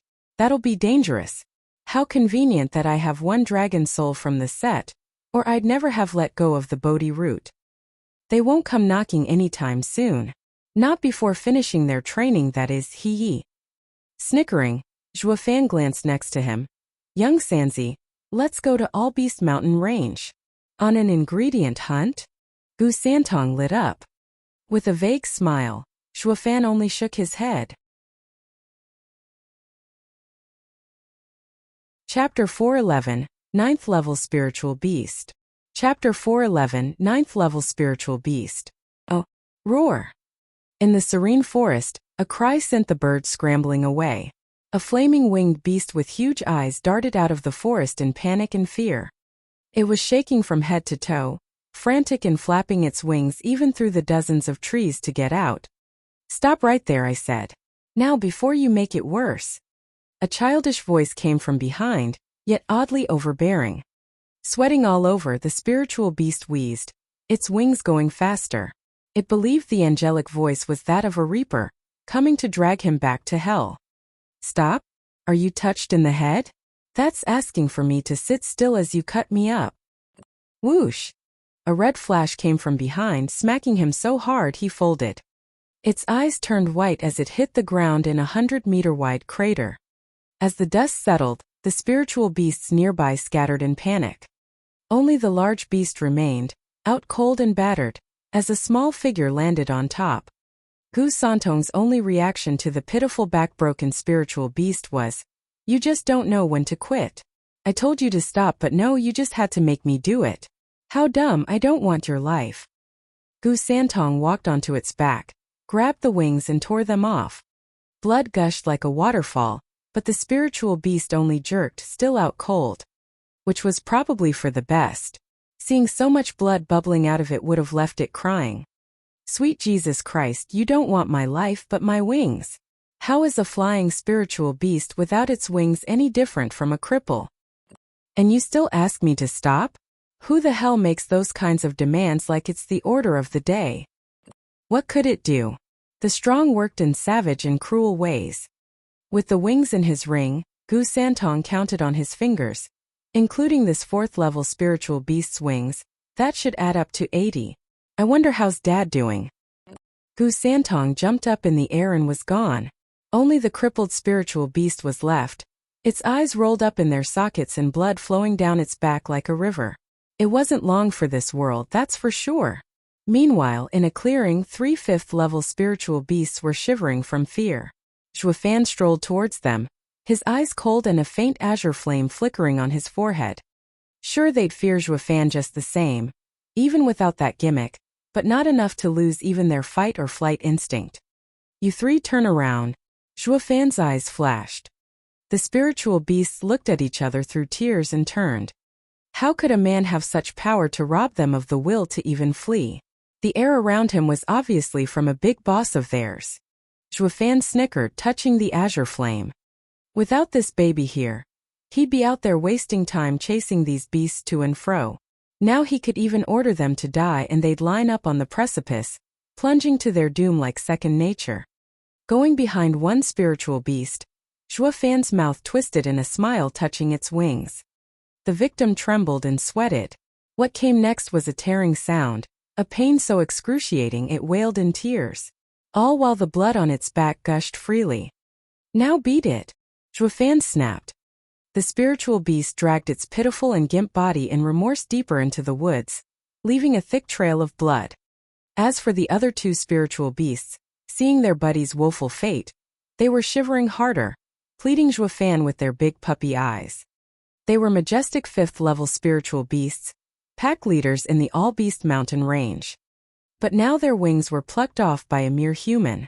Oh, the humanity! What could they do? This guy had that wavy blue thing making them docile as puppies. Rip! With another 2 ripping sounds, the mournful cries of the spiritual beasts echoed out into the blue sky with Zhuofan behind them waving them off. The spiritual beasts went on the same road as their brother, weeping and deflated in their slow steps into the forest. Only the horrifying trail of blood was testament to the gruesome torture. Zhuofan put the wings away. He was one step closer to his goal. On his way to resume the harvest, a red flash came in the form of Gu Santong. Dad, I got around 80 pairs. What about you? Gu Santong stuck out his flushed face. Zhuofan smiled, his brows going up and down, around the same, 235. So many. Gu Santong sulked. Dad, you're so mean. I have to chase those spiritual beasts each time while you just use that azure flame to have them sit still. How am I supposed to win like this?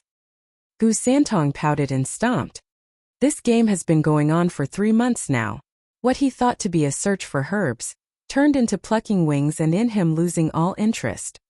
Zhuofan made it a challenge, saying he'd give him 10 8th-grade ingredients if he gathered 1,000 pairs of wings first. That had him going around the mountains in excitement. But when the race started, he found out that Zhuofan had a secret weapon, making the entire mountain range's spiritual beasts listen to his orders. In the first 2 weeks alone, Fan had already overtaken him. His hopes of winning were dashed. He had the strength, but Fan had the azure flame which could line up the beasts for the culling. Fan saw through him and smiled. Young Sanzi, how about this? I still need to get 1,000, but you win if you can get 300 before me. Really? Gu Santong's eyes sparkled. Better keep your word. I'm going. But then he came right back in the next moment asking coyly, Dad, what do you need all these wings for? Did you get bored of yours and want to switch them up every day? You're like the maids in the imperial palace. They switch jewelry just like you. I am no woman to have that vice. Fan's face twitched. Now go do your thing. You'll find out in the evening. All right. Gu Santong left shrugging. He only cared about the prize anyway. He had no curiosity to know what Fan's use of the wings was. But before he could give more chase, a hurricane blew over them. Sand and rocks blew away as a black cloud loomed over all Beast Mountain range. The next moment, a 300-meter-long three-headed black bird swooped in. Its powerful wings sending sharp winds, able to crush even stone. Fan cried, 9th level spiritual beast, three-headed crow. What's it doing here? This is only the 6th level spiritual beast's domain. Dad, can we use its wings? Why don't we pull them off? Gu Santong proposed. Fan disposed, young Sanzi, behave. This spiritual beast is powerful enough to go on a rampage in the sacred domain. Us two are no match for it. Fan's heart shook and he gulped. He never dreamed that mortal domain could have such a spiritual beast. He knew all Beast Mountain range went deeper still, having areas the 6th level spiritual beasts didn't dare cross, that those areas were holding a terrible being. Not even he thought of exploring it. All Beast Mountain range was a bottomless treasure vault which he wouldn't dare open before he had the power to do so. But the guardian of that treasury had caught him with his pants down. Dad, can't your azure flame do the trick? Gu Santong reminded him. Fan recovered at last. How the hell did I forget? And deployed his trick. The instant that flame came out into the open, the three-headed crow stopped, with all its heads fixated on him. There you are. Each head had an azure flame too. Fan was rendered speechless. Chapter 412, All Beast Mountain Lord. Chapter 412, All Beast Mountain Lord. Oh my god. That thing has the azure flame too. 3 of them on top of it. Fan looked like he was choking on a fly. He had a monopoly on the azure flame so far, with all beasts shuddering at his feet. Then this 9th level spiritual beast came along bearing the same majestic power, thus making him immune to his flame. In the face of such might, he was nothing but a foot soldier. Flapping those heaven-reaching wings, it drew closer to the pair, casting a huge shadow over them. Gulping, Fan was sweating now. Was it you who has been hunting the flying spiritual beasts? Three-headed crow's eyes were on him, but only the middle head spoke. Fan's forehead was sweating buckets. The 9th level spiritual beast has such intelligence that it can speak. This is going to be hard. Such a mind was not like those brutish spiritual beasts. It was far harder to outsmart and escape. Gu Santong cut him off before Fan could say anything, shouting proudly, That's us. What about it? Oh no, don't listen to a little child's nonsense. We're not killing anybody. Covering the kid's mouth, Fan wiped his brow with a smile. His heart was sinking further and further. For the three-headed crow to ask about the hunting, he must have come to settle the score, no doubt. His best option was to drag it out, lie and cheat while waiting for the perfect moment to flee for their lives. Who in their right mind would ever admit? Young Sanzi is still so innocent. Compared to those foxes in Chanyu, he was as crude as the beasts in the all-beast mountain range. The three-headed crow's heads exchanged looks and nodded. It found the azure flame on Fan familiar. Yes, it's you all right. Come, my master wants to see you. Master? A 9th level spiritual beast has a master. What kind of a monster does that make him? Fan licked his dry lips, his mind out of commission. The tiny Tianyu Empire in the plain mortal domain was hiding such a secluded monster. It has to be seclusion, Or his lordly self wouldn't send a three-headed crow on errands otherwise. Who could beat that? More importantly, where does he come from? Xuefan sank in thought and his eyes flashed. He looked at the azure flames on the three-headed crow and nodded in understanding. Humph, you think this young master will see him just because you say so? Who do you take me for? Gu Santong knew he was no match, but his pride wouldn't allow any retreat. Like his heart was telling him that lowering his head in fear before the 9th-level spiritual beast was a disgrace. He was like a nobleman, always holding his little head high. The three-headed crow was curious instead of angry at Gu Santong's bratty temper, and in fact lowered its head in respect. Forgive me, young master. As the master ordered, I have to take you with me, even if by force. Do you see the azure flame on my head? Master bestowed it to me so I could contend with you and the gentleman. Please don't force me. I do not want to harm you. Hey, I'd like to see you try. Ever since I remember, I've only relied on my trusted fists. No one has overcome them ever. I'm not afraid of you. Gu Santong rolled up his sleeves, but Xuefan stopped him from starting a fight. Mulling over in his head, Xuefan nodded. All right, we will see your master. Lead the way. It is quite far from here. Please get on my back. I will take you. The three-headed crow leaned in and Xuefan hopped on along with Gu Santong. Gu Santong was still grumbling. Dad, isn't this admitting defeat? It'll make me look bad. How is this a defeat? The other party is only inviting us. Though it is compulsion, it was with respect. We have to go. It's like knowing when to face reality and accept the facts. We'd have to go even if we didn't want to, but the difference in attitude would have been worlds apart. With such an obvious gap in strength, rather than setting oneself up for humiliation, taking a step back is recommended. Xuefan smiled. Besides, your dad is curious to see the mystery expert. I have some questions that need answers. Xuefan flicked his finger and the azure flame shone above it, reflected in those deep black eyes of his. Hold on. The three-headed crow flapped its massive wings, carrying them into the heavens above. That simple yet wide movement changed the perspectives of Xuefan and Gu Santong in a blink, finding themselves in a foreign area. Does he have a teleporting skill like Dad's divine eye of the void? Gu Santong looked around at the new area he was in. Xuefan shook his head. Spanning thousands of miles, it covers the moon and holds the sky. A famous saying in the sacred domain, describing one of the 5 great sacred beasts, the vaulting Kuimping's incredible power. In one flap it crosses 9,000 miles. The three-headed crow, a being of the vaulting Kuimping's bloodline, is not as impressive, but it can still cross 100 miles. That was no teleportation but pure speed. SSS. Gu Santong gasped, amazed at the huge bird. You're actually so cool. That's why I told you we can't win. I can blink away, true, but only a couple miles at most.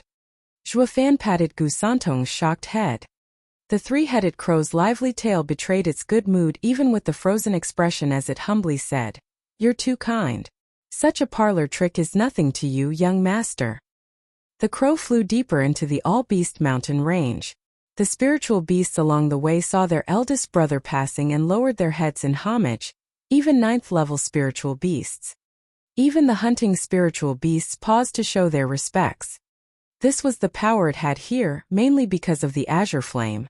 For the azure flame to drive fear into the 9th-level spiritual beasts as well, that means...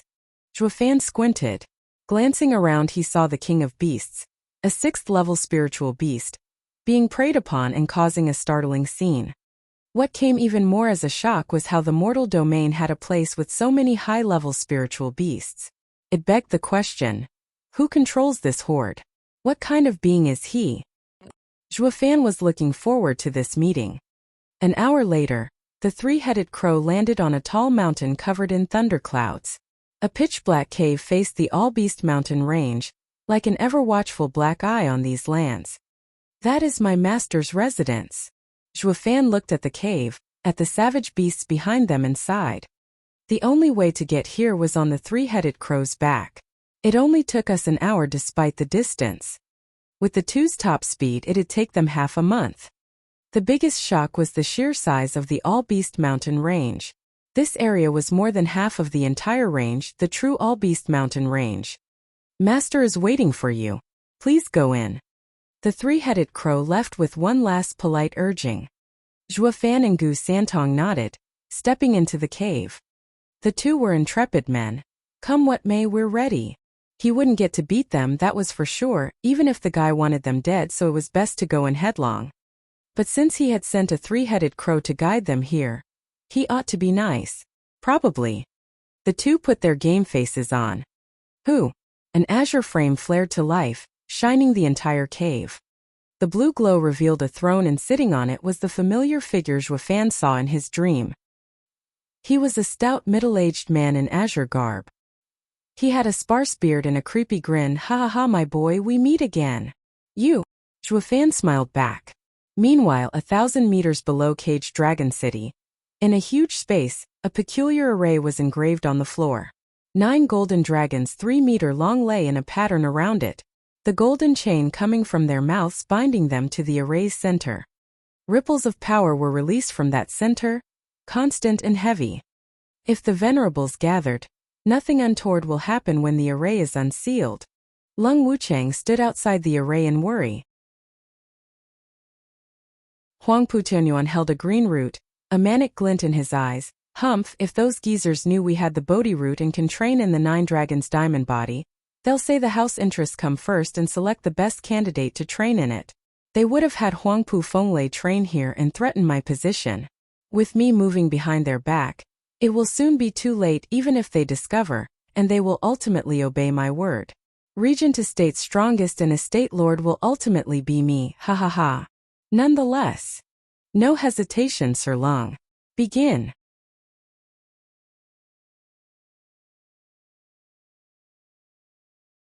Chapter 413 Vaulting Kuimpeng. Chapter 413 Vaulting Kuimpeng. Thank you, Senior, for all the times that you saved me. Zhuo Fan made a full bow after finding out he was the Azure Flame person back then. The man sneered, ha ha ha, boy. I only saved you that one time from a wolf pack. Since the Senior has granted me the Azure Flame, Junior has used it many times to save himself. It is the same as Senior lending a hand. I will never forget such a favor. Zhuo Fan bowed again. The man stared Zhuo Fan down, though uncaring if he was sincere or not. It's fine, I won't be asking for payment. Why don't you take it out for me to see it? Zhuo Fan froze, unsure what game he was playing. But with his immense strength, Zhuo Fan would never win, choosing to play along. He put out his finger and an azure glow burst out. The man looked stunned at the flame, then sighed, I thought as much. You refined it. Kid, you sure are lucky. What do you mean, Senior? Zhuo Fan probed. The man sighed, the azure flame is my innate possession, connected with my mind. When I gave you the azure flame, I could see everything you do. Zhuo Fan's heart tensed and his eyes darted around. That's like having constant surveillance. The man chuckled at his obvious thoughts. Kid, you're too cautious. What use would I have of someone as feeble as you? I was only watching out for you in case of misfortune, and to send someone to your rescue. Please don't twist my goodwill. Zhuo Fan's heart shuddered at his warning. The man resumed, yet not long after you got it, you refined the azure flame, cutting off my connection. Can only mean 2 things. You either threw it away, something monumentally difficult for someone like you, or you combined it with your body on the deepest level, which is even more unheard of. It has been a problem that's been plaguing me for years, but now I see you really have done it. Kid, you are quite lucky to have it. I wonder which Grand Master you are under? Zhuo Fan shuddered. The guy hails from the sacred domain, no question about it, and is at least a saint. Better err on the side of caution and be brief and short. He knew about the Blood Infant and Patriarch Blood Demon, yet still showed no ill will. So he has no ties with Patriarch Blood Demon. Saying I am his descendant should be a safe bet. Zhuo Fan cupped his hands. Greetings, Senior. I come from Sacred Domain, Patriarch Blood Demon's descendant. Cut the crap. The man lashed out. Patriarch Blood Demon was strong, but only a saint who ever cared about his Blood Infant research. The skills I saw you use 9 years ago were too intricate to be from anyone under an emperor. Speak. Which one of the ancient emperors is your master? Fan trembled. The guy's eyes were sharp and insidious. Just from that array 9 years ago he could tell Fan's master's level. There's no way a pushover knows about the 10 ancient emperors and patriarch blood demon. And since he lives surrounded by beasts it's king even maybe. Fan's sweat flowed harder.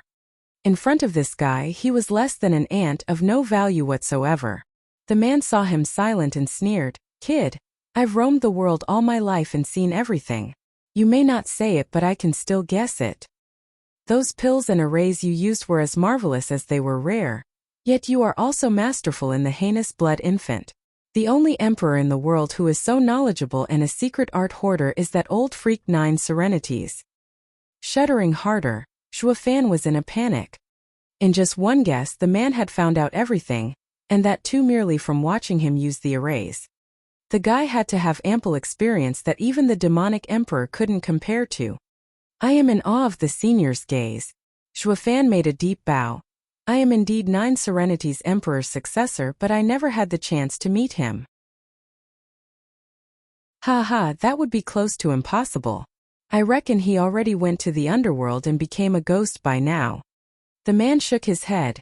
In the times of the 10 emperors, each had his unique skill. Heavenly Emperor's eyes, Tyrant Emperor's divine fist, while only 9 Serenities was a jack of all trades. He was ashamed to the others they all took him for a fake. But 9 Serenities sure was persistent, gathering the world's secret arts and cultivation methods. And through all that knowledge, he became one of the strongest 3 emperors. He compiled all of his knowledge in the 9 Serenities secret records, a treasure everyone is thirsting over. I just never thought Patriarch Blood Demon's blood infant art would fall into his hands as well. Kid, holding that record is the same as turning you into the world's most brilliant gem, a library of secrets. With all arts beneath the 10 emperors in your hands, you have received the greatest blessing in your path to understand Tao. Fan nodded, wiping his brow. In just a few words the guy had figured him out as the holder of the 9 Serenities secret records. Everyone in the sacred domain would go insane over it, ending with his untimely demise, of course. As luck would have it, this guy thought of himself as better than even the emperors, mocking their greed for some scribbles. He respected the 9 Serenities secret records, but wouldn't steal it from the kid. This was Fan's luckiest break yet. Not like he could stop him anyway. Fan mustered some courage, senior. From your tone I assume you're familiar with the 10 emperors. I wonder. You've been to the Lightning Canyon. What did you get? The man asked coldly. Licking his lips, Fan gave a firm nod. Senior, I have indeed been there. Senior's azure flame was of much help in fighting Lightning Canyon's purple lightning array. I just don't know if the senior wants the purple lightning gold eye, or divine eye of the void. Fan's right eye flashed in 3 gold halos. The man's mouth trembled. He smiled and scratched his head. Ha, you did find it after all. My assistance hasn't been for naught. He wants Heavenly Emperor's ultimate skill, divine eye of the void. All that's left to figure out is if he is after the art or my eyes. He won't be gouging them out, is he? The stout man laughed again in his imperial seat, jerking him out of his thoughts. Kid, didn't you want to know who I am? Feast your eyes. A raging fire exploded behind him, azure in color and in the shape of a huge bird with even bigger wings. Fan's eyes widened, the head of the 5 sacred beasts, vaulting Kuimpung. He came to the same guess earlier on, but seeing was believing, shaking his tense heart. The 5 sacred beasts were equal to the 10 emperors, but rulers of beasts. Meeting vaulting Kuimpung was like meeting an emperor of old. Even if he was back to being the demonic emperor and emperor-level expert, he'd still be nothing more than an ant. Smiley face. Funny enough, the character for emperor in demonic emperor implies higher power and authority than the emperor in the 10 emperors. Now he knew why every beast cowered before the azure flame. How could they rebuke the mighty lord of the animal kingdom? Even humans would shiver when facing such a mighty beast as the vaulting Kuimpung. He saw the soaring Qilin in the Lightning Canyon, but it was already dead, leaving behind a mere leg, while vaulting Kuimpung was in the flesh before his very eyes. Merely the image behind him shone with such power and pressure that it took his breath away. It was the aura of a sacred beast. Gulping hard, Zhuofan was sweating buckets. Gu Santong had hunkered behind him from the start, eerily quiet for once. Not even he dared showboating before the vaulting Kuimping. Chuckling, vaulting Kuimping withdrew his power and walked down from his throne, watching Zhuofan in glee. You truly are 9 Serenity's successor. I wasn't wrong to put my hopes on you. Now it's time for the next step. Next. Zhuofan jerked. Vaulting Kuimping helped me for his own reasons like I thought. But what is he after?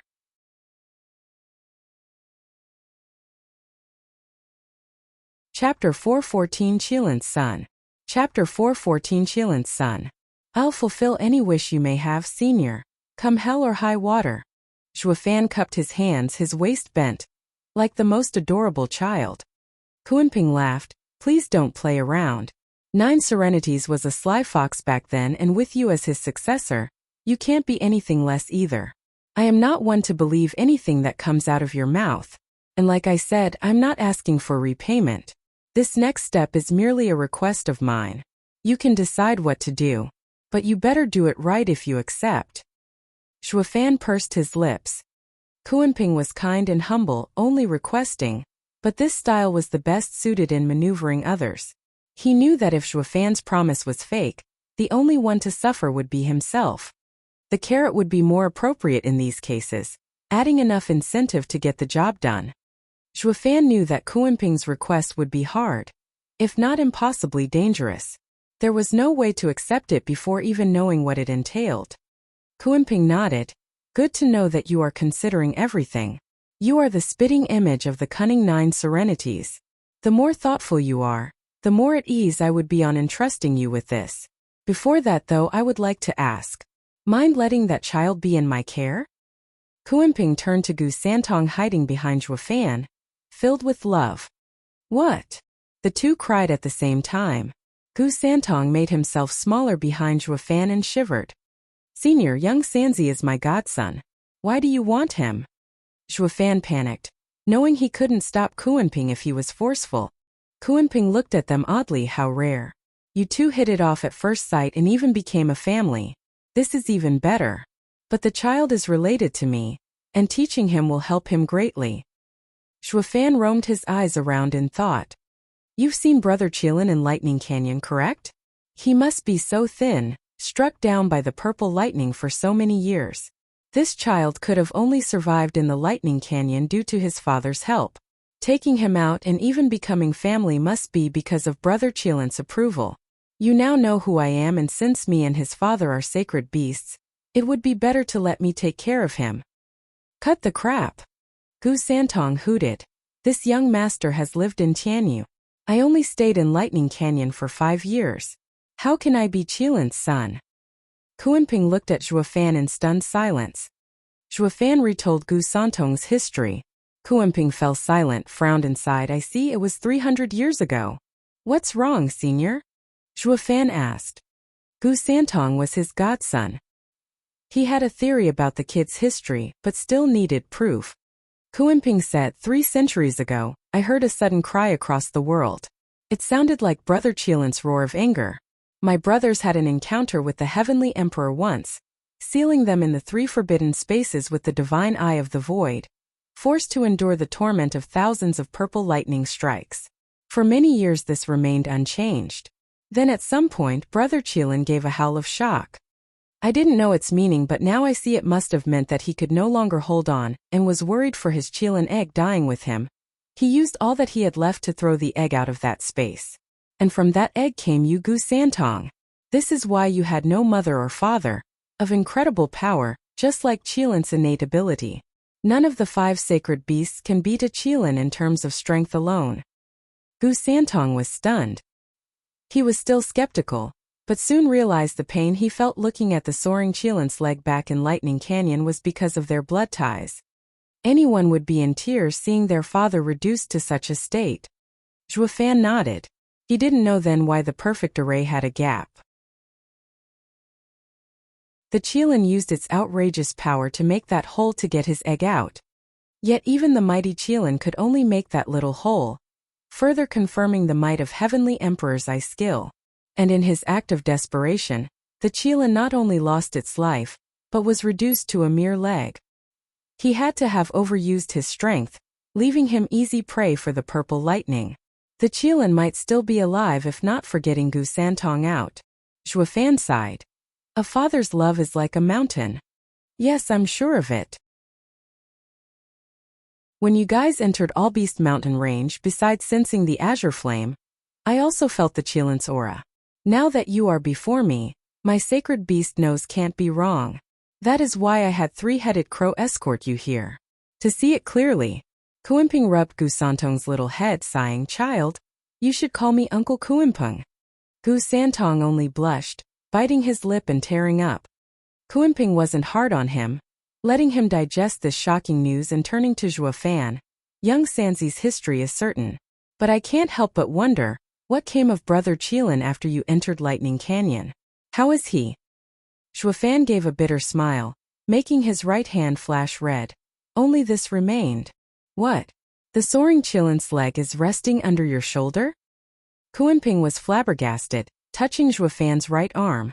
The great sacred beast became a human's tool. 9 Serenities Emperor's research was complete. "You are a truly rare genius, boy."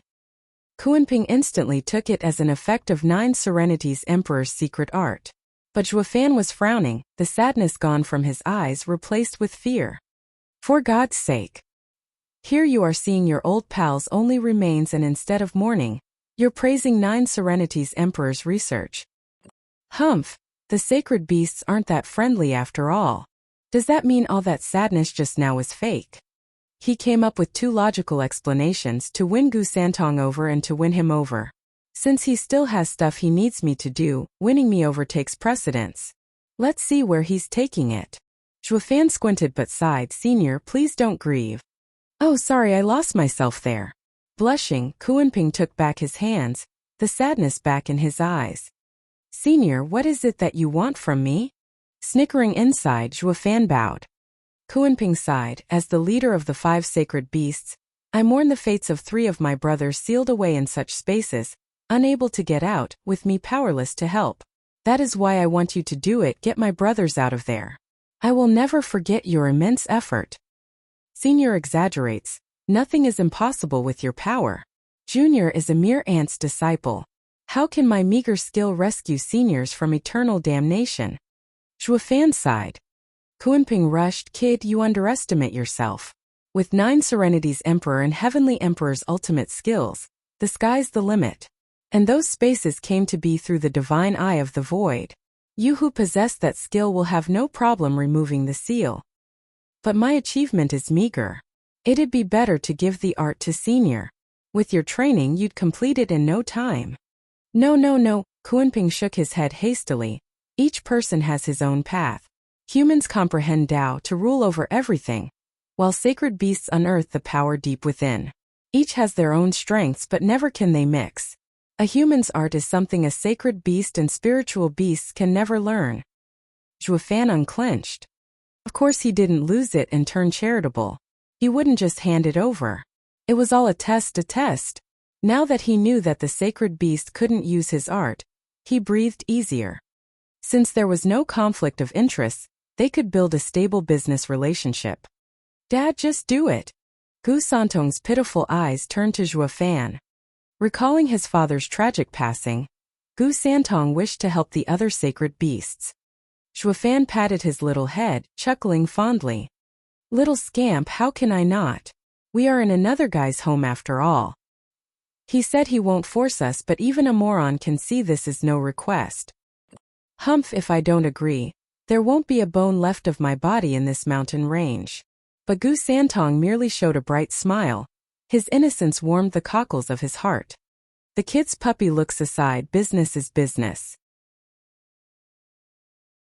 It was not Zhuofan's style to meet such a moneybag and not fleece him of every last penny, or spirit stone. Case in point, Zhuofan bowed. "Senior, since you are trusting me with such a monumental task, I would be needing some support." Kuimping's face was twitching, getting the drift. Ha, I didn't meet that old freak 9 Serenities, but you sure have that geezer style down pat. Ha, no worries. I have a great gift prepared. Oh.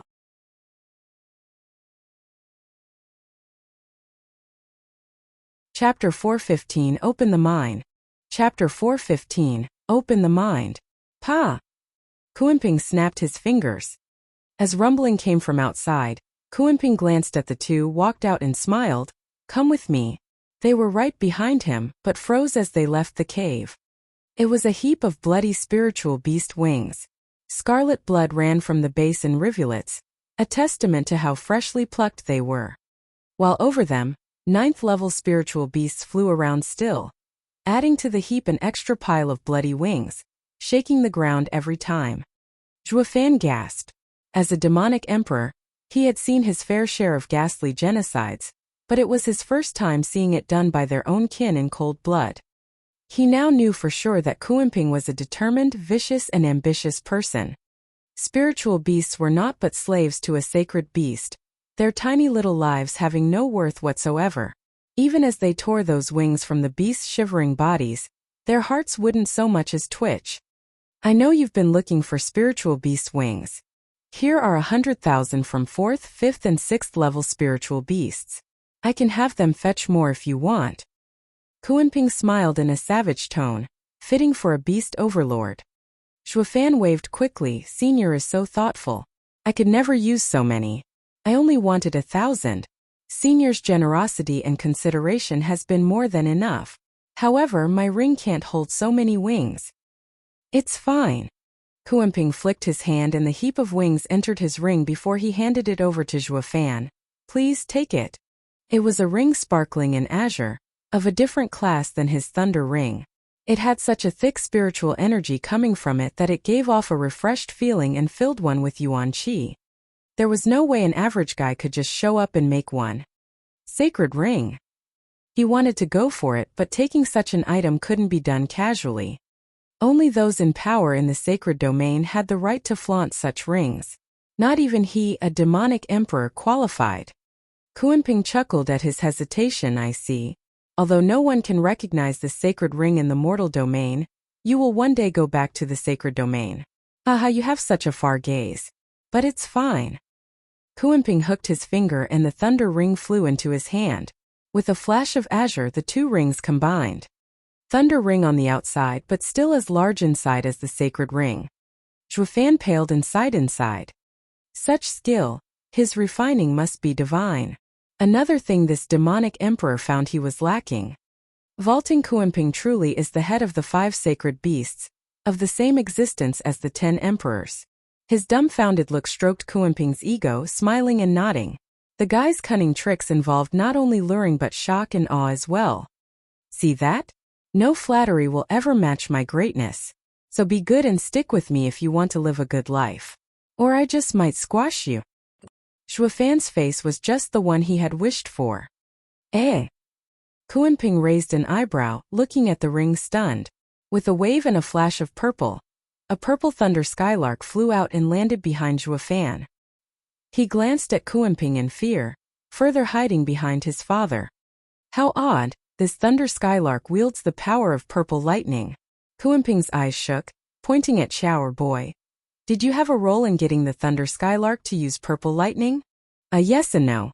When I entered Lightning Canyon, Shower hadn't hatched and was forced to use it to absorb the purple lightning. I never expected for him to turn out like this. His mind is also sharper than a mere spiritual beast. It is his fortune.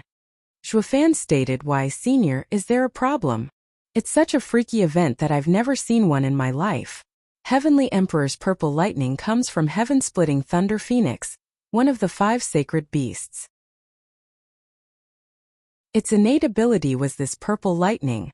A sacred beast would pop under its attack, and not even soaring Qilin could defend against it. Even with the thunder skylark capable of swallowing lightning, it should still crumble under the purple lightning. But this thunder skylark was born from it. It's like inheriting the Thunder Phoenix's legacy. Amazing. Kuenping sighed. Zhuofan figured as much. While the egg took the brunt of the purple lightning back then, he was using the peak of 9 Serenity's Emperor's research, demon transformation art. Can absorb anything in the world. This had to be why the undeveloped Shower could take in the purple lightning into himself, while Zhuofan took some of the brunt as well. Without this mystical art, the man and bird would have long been shot dead. Xuefan had figured it all out, but was not feeling quite forward with this particular info. With how humans were twisted inside, discretion was the better side of valor, not to mention keeping his cards hidden. Humph, Kuanping may know the ancient emperors, but he has no clue of Nine Serenities Emperor's masterpiece, the demon transformation art. The unknown is the ultimate weapon. Xuefan knew that fully well since his first life. To the pondering and baffled Kuanping, Xuefan put on an equally dumbstruck look. Kuanping sighed in the end, such a huge opportunity. This bird's fortune is immense. Kid, you sure have one lucky star. Not only you're blessed yourself, but even your damn pet struck gold. You're practically blinding from all the karma on you.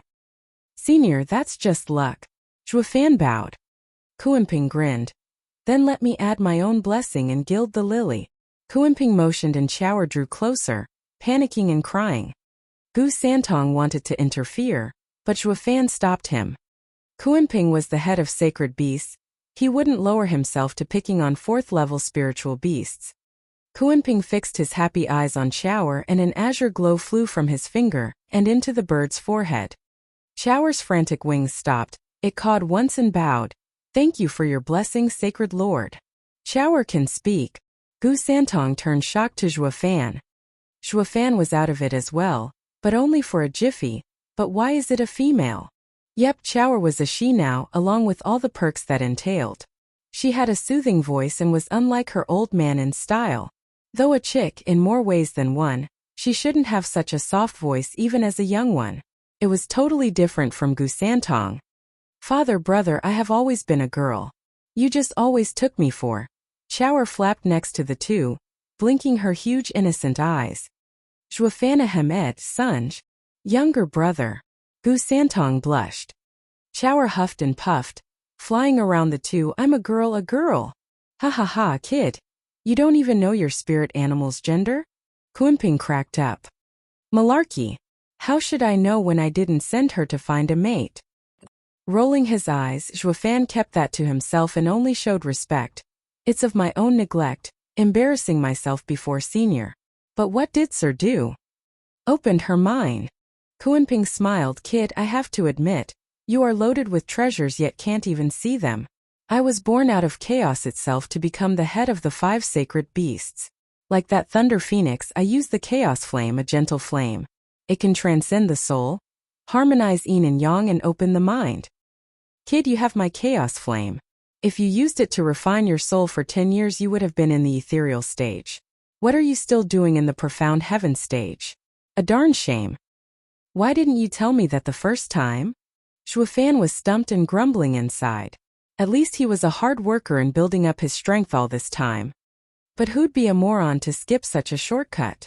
It should have hit him a long time ago, in fact. When he got his discerning field and wielded Radiant Stage's skills. Weren't all of them a byproduct of the Azure Flame? Why didn't he take the educated and logical guess of using it to refine his soul? Xuefan felt like shedding dry tears. All those years for nothing. Kuanping shook his head. I gave you the Azure Flame to shield your soul while also helping you get in the Lightning Canyon. I never intended for you to use it and go ethereal. But now that you've refined my old flame, you have complete control over it and should have enjoyed your fortune. A shame you're such a schmuck to understand this basic truth, haha. Xuefan's face twitched.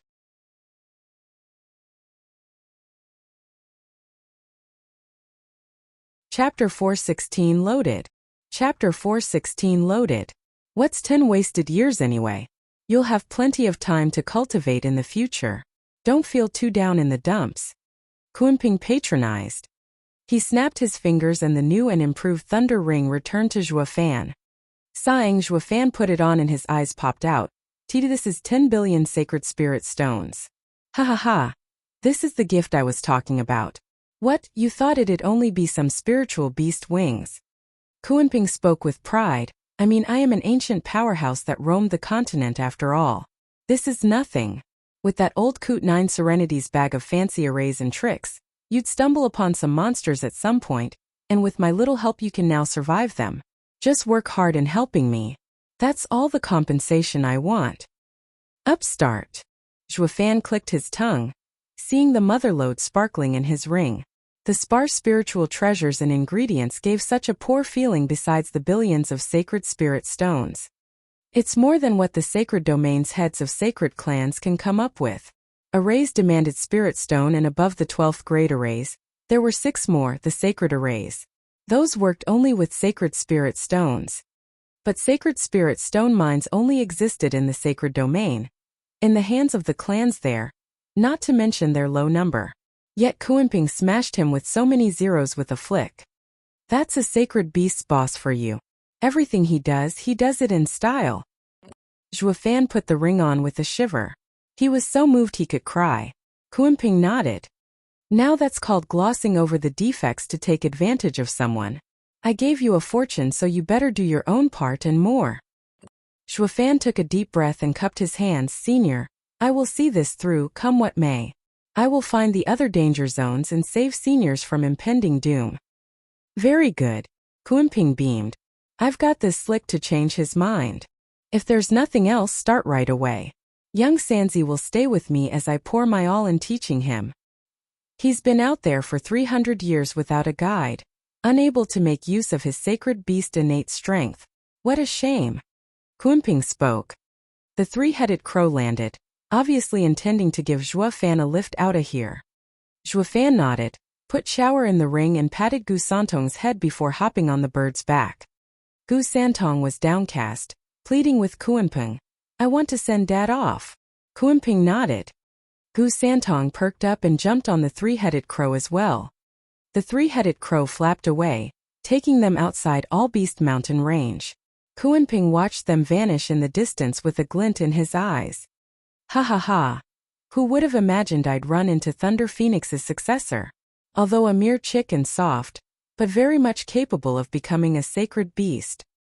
Kuanping's smile twisted. Now that I think about it, it might not be long before the 5 sacred beasts will reassemble. That will be the day, Heavenly Emperor, the day we will settle our old score. Kuanping laughed and entered the pitch-black cave. In under an hour, the two arrived at the same spot they left from. Zhuofan grabbed Gu Santong as they jumped off.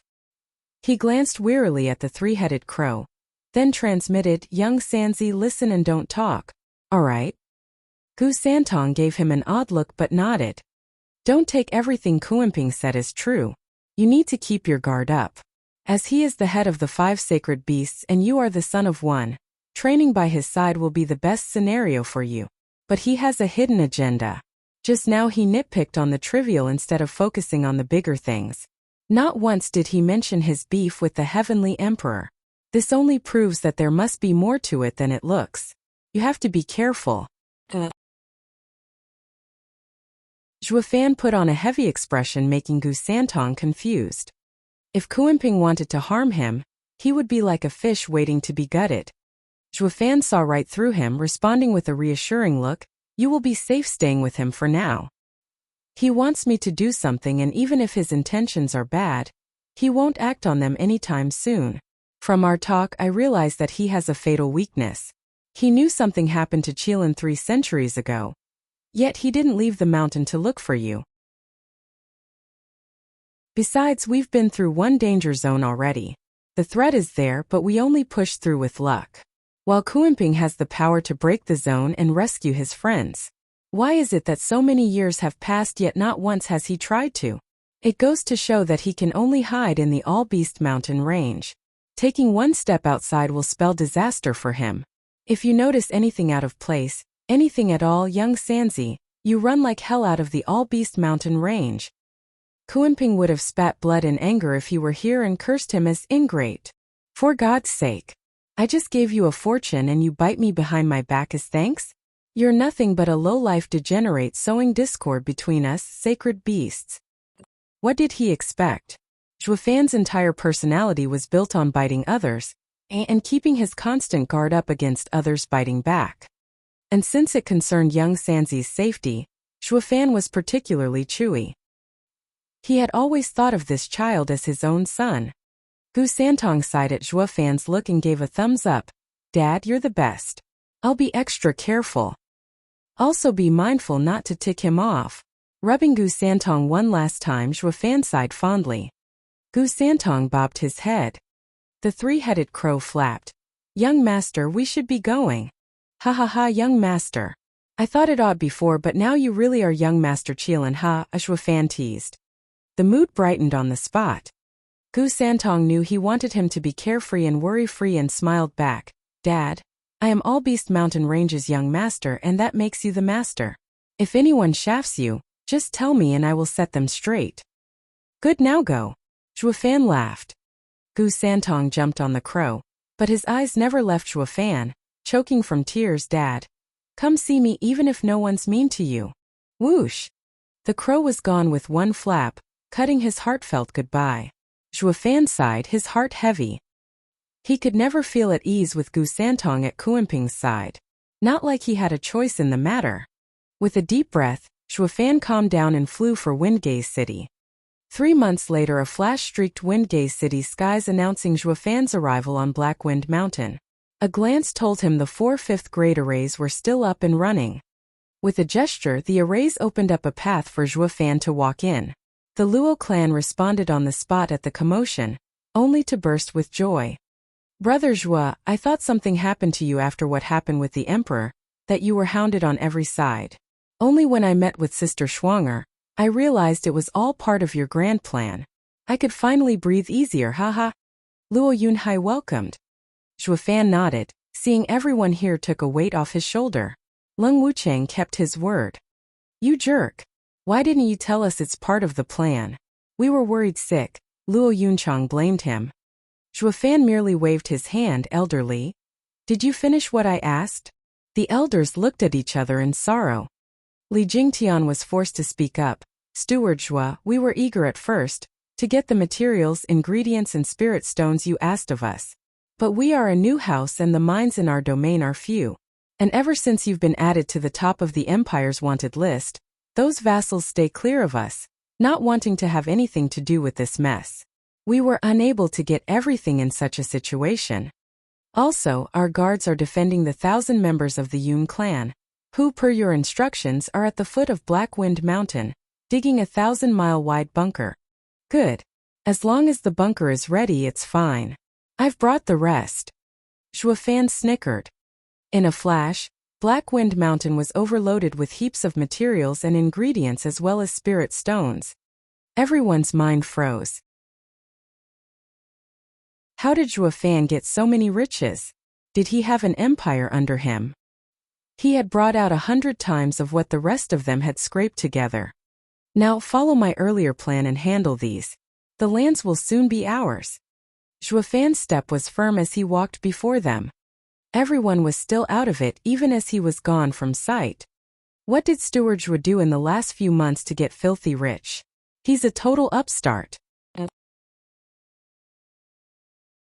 You won't even need to fight for the lands when you can just buy them.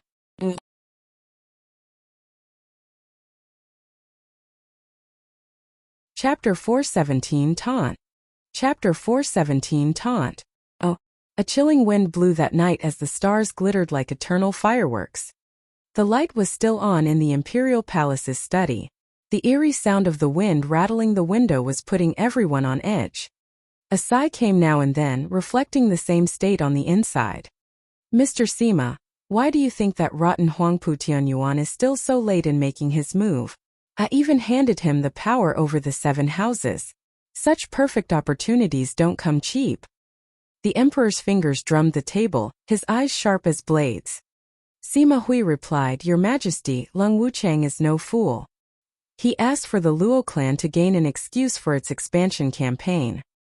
His delayed start, however, points at his sight on the imperial capital. How can Regent Estate start a war with a peaceful imperial capital? If anything, he'll wait for all his forces to be in place, to respond to Zhuo Fan and Your Majesty at the same time before beginning. Feng Qiubai offered. The emperor smiled in anger. Every one of those cunning old foxes are just standing by watching. Zhuge Changfeng is doing it, and so is Lung Wuchang. Humph, the spark to ignite both the court and the nation can happen any moment. But no one wants to stick their neck out, in fear of getting hunted by a third. Both conflicts have to happen at the same time. Out there, the civil war of regent estate with Zhuofan is a battle of supremacy. But is my struggle here with Zhuge Changfeng any different?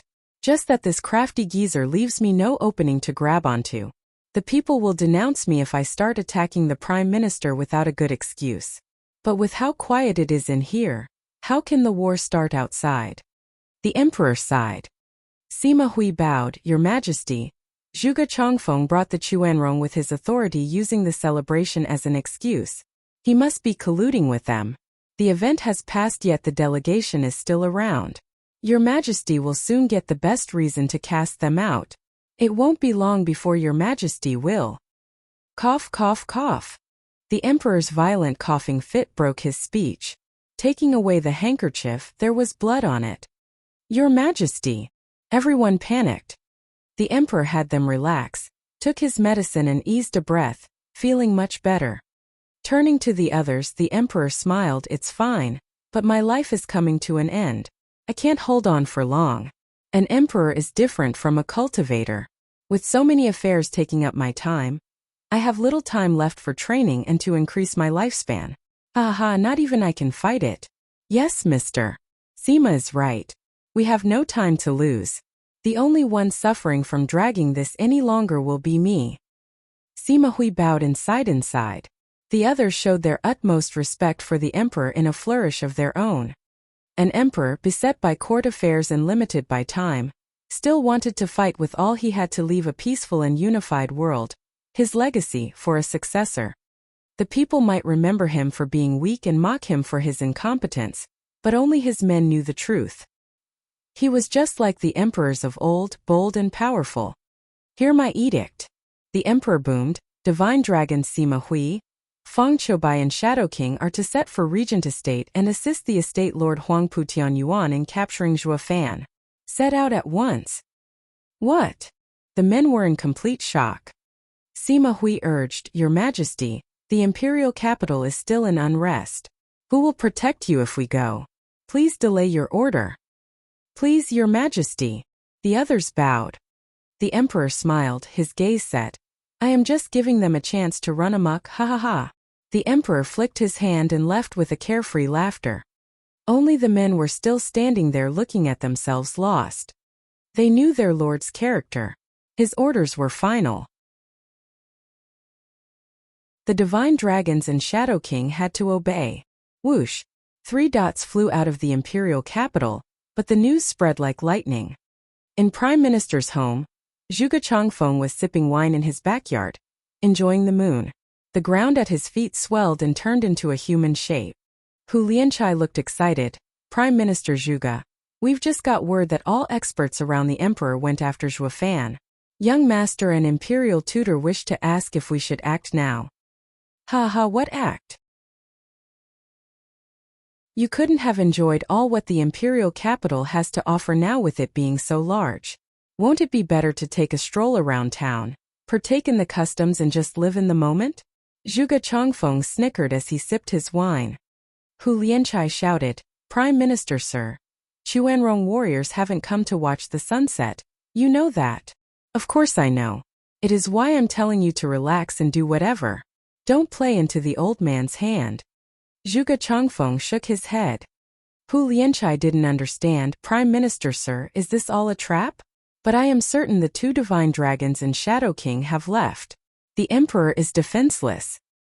Ha ha, how naive. No divine dragons around and being defenseless are 2 different things. Don't be hasty, the old coot has come prepared. Sipping again, Zhuge Changfeng waved him off. Hu Lianchai turned and muttered as he left, Humph, Tianyu is filled with cowards. Not acting even at such a golden time. What did you say? Zhuge Changfeng warned in his most serious tone. Give your young master and imperial tutor a message. For the next few days stay calm. You can all die for all I care. But if you threaten the success of my plan over something trivial, you have another thing coming. Zhuge Changfeng might be a mere profound heaven cultivator, but he was the prime minister. His icy tone sent shivers even into Hu Lianchai, a radiant stage expert. Go back. Zhuge Changfeng barked. Hu Lianchai nodded, sinking back into the mud. Left alone, Zhuge Changfeng resumed tasting his wine, Old man, you finally cast your net. But isn't using this bait a little dangerous? Or is there something else you're hiding besides divine dragons and Shadow King? Zhuge Changfeng contemplated. Meanwhile, in the second prince's brand new manor, the prince was pacing around the lounge, his hands shaking all the time. A shadow slipped in under the cover of the night. Hell Valley's newest mastermind, Yu Ming. Your Highness, you asked for me? Yu Ming bowed. Second prince shot for him in restlessness. Sir Yu Ming, perfect timing. I've just heard a crucial piece of information. Second prince's eyes darted around. Then he whispered when the coast was clear. Imperial Father's 2 divine dragons and Shadow King went after Zhuo Fan. Imperial Father is defenseless. Even a moron could see that this was a taunt. And only a dumbass like you would fall for it. Then again, if not for your dim-wittedness, I'd never get to play you like a fiddle. Yu Ming hid his thoughts well, only showing a faint smile. Second prince, I do not understand what you wish from me. Sir Yu Ming, you should understand the situation right now. Second prince was jittery, flailing his arms around, but still couldn't quite get the nerve to say those few little not-so-innocent words. Sir Yu Ming, you know how Holy Maiden judged me unfit to rule. Second prince is too anxious. Regarding fate, 3 parts are heaven's will and 7 parts hard work. You're no believer to enter the stage, nor would you have let Yun Xuanji read Huangpu Qingtian's fate. And didn't Huangpu Qingtian with his right to rule get killed in the end? Yeah, I also believe all this hype about providence is nonsense. Second prince agreed. That is why I asked for you, Sir Yu Ming, to help me rewrite fate. Second prince, I cannot even read fate. Yu Ming played the fool, knowing fully well the schmuck's mind. Second prince took a breath to cool his jets. Sir Lung, I want you to advise me on my next course of action. Wait and see. Yu Ming spoke. Second prince was disappointed. But the situation now. Your Highness, why ask for me if your mind is set? Yu Ming cut him off with a smile. Second prince shook his head. To me, Sir Yu Ming is the brightest mind in the world, better than Lung Wuchang and Zhuge Changfeng. None of them could play Zhuo Fan, but Sir Ming's advice of asking Yun Shuang's hand got the kid good. He isn't just on the ropes but has the entire nation after him. Sir Ming is a true mastermind. Since you've told me to stay put, then that's what I'll do. Yu Ming nodded with a pleased smile but snickered inside. You fool, do you take Zhuo Fan for a mental case to fall for such a gimmick? He was in on it the whole time. Who do you think had me use you to set it up in the first place? Humph, this moron is hopeless. Better to side with Regent Estate and Zhuo Fan and take the first chance I get to sell out this fool. Yu Ming's grin earned the second prince's complete trust. Then he praised, good child.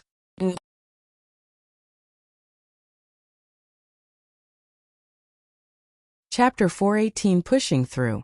Chapter 418 Pushing Through. Oh, Sir Lung, what are you doing here? At the super-secret huge array thousands of meters under Caged Dragon City, the tough and muscled figure of Huangpu Fenglei walked up from behind Lung Wuchang. Heart tense, Lung Wuchang replied, what I must. Sir Lung should oversee the situation outside and not keep watch over the dragon vein seal. You need to deploy the venerables. Huangpu Fenglei's tone was cold. Information has been received from the imperial capital. The divine dragons are on the move and the emperor is alone. You must have an idea about what we need to do next. Wait and see. Lung Wuchang's reply was on point. Huangpu Fenglei frowned. Sir Lung, please reconsider before making hasty decisions. This is our best chance. Nothing is more important than this moment. Our best choice is to wait and see. Lung Wuchang's eyes never left the array. Huangpu Fenglei felt something was off.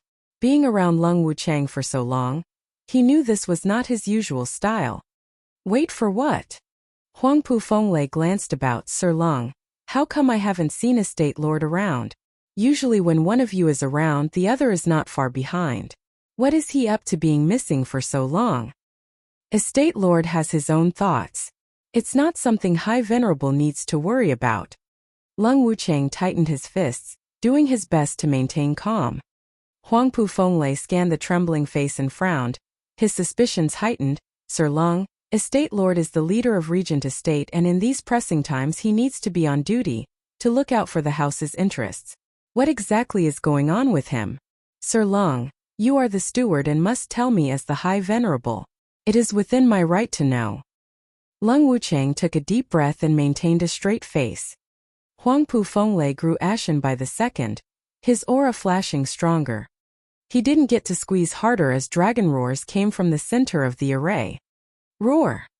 Wails of agony echoed in between every roar. Huangpu Fenglei could identify that voice from anywhere. Is Estate Lord inside the seal? Huangpu Fenglei watched it stunned, then became shocked as the 8 dragon souls inside the seal raved. He snapped a savage look on Lung Wuchang. Sir Lung, what the hell is going on here? Why did the Estate Lord enter the array? Knowing when to quit, Lung Wuchang sighed as he explained the events. High Venerable instantly identified the issue. The two had gone over the gathering of elders and used the Bodhi root to train the 9 dragons' diamond body. Huangpu Tianyuan was the Estate Lord, but this crucial decision was too important to be left to one man's decision. This isn't a game. Huangpu Fenglei spat. Have you two forgotten the rules of Regent Estate? How can the two of you make light of the entire house's future?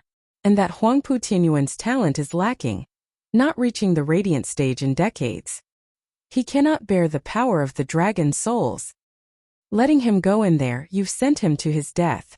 No, I have to get him out. Huangpu Fenglei made a sign to open the seal. The question was, did he care so much for that poor man's life? Hell no. If the Estate Lord kicked the bucket, there'd be plenty more candidates where he came from. What the High Venerable cared about the most was the 8 dragon souls getting tamed and by someone other than him. He was the High Venerable here, the peak of Regent Estate's power. The 9 dragons' diamond body should be his. Why waste it on a waste who couldn't even enter the radiant stage? He couldn't and wouldn't accept it. Lung Wuchang moved faster, grabbing his hands. High Venerable, don't be rash. With the Estate Lord training in the 9 dragons' diamond body, it has incited the dragon souls. Open the array now and the dragons will doom us all. Huangpu Fenglei was still considering, but let his hand rest in the end. Lung Wuchang saw through his desires and advised, with Estate Lord's talent, achieving it will be for the best, but any mistake is life-threatening. Albeit a tragedy, at least the dragon souls will remain and finding the next candidate will be easy. We won't be losing much at all in this. The speech hit right where it mattered, making him relax. Yeah, once he drops dead, only I'll be worthy of training in 9 dragons' diamond body. I can't just risk my future by releasing the dragon souls in the heat of the moment. Ah! A shout of pain came from the center, easing Huangpu Fenglei's worries. Humph, with the prick's meager talent, he has next to no chance. Waiting will be better. Huangpu Fenglei sighed. If only Estate Lord can come back from the brink. May fortune smile upon him. Huangpu Fenglei left. Just like that, Sir Lung. I will have 10 venerables watch over the array to prevent any dragon soul from slipping out. Thank you so much, High Venerable. Lung Wuchang bowed. Huangpu Fenglei was gone. With a snicker, Lung Wuchang shook his head. Anyone could tell what Huangpu Fenglei wanted, to have someone inform him of the situation. When there was no more peep coming from Huangpu Tianyuan, he'd strut in, take the Bodhi root and train himself to glory. Just that his plan wouldn't be fulfilled anytime soon. Training in 9 dragons' diamond body needed the dragon souls to gnaw on the user and refine the dragonic soul, leading to the creation of the diamond body. The body could break any time under the process, but with a little nifty doohickey called Bodhi root and its endless vitality to offset this, the chances went through the roof. All that mattered now was the mind. With a little metal to push through the pain, success was practically a given.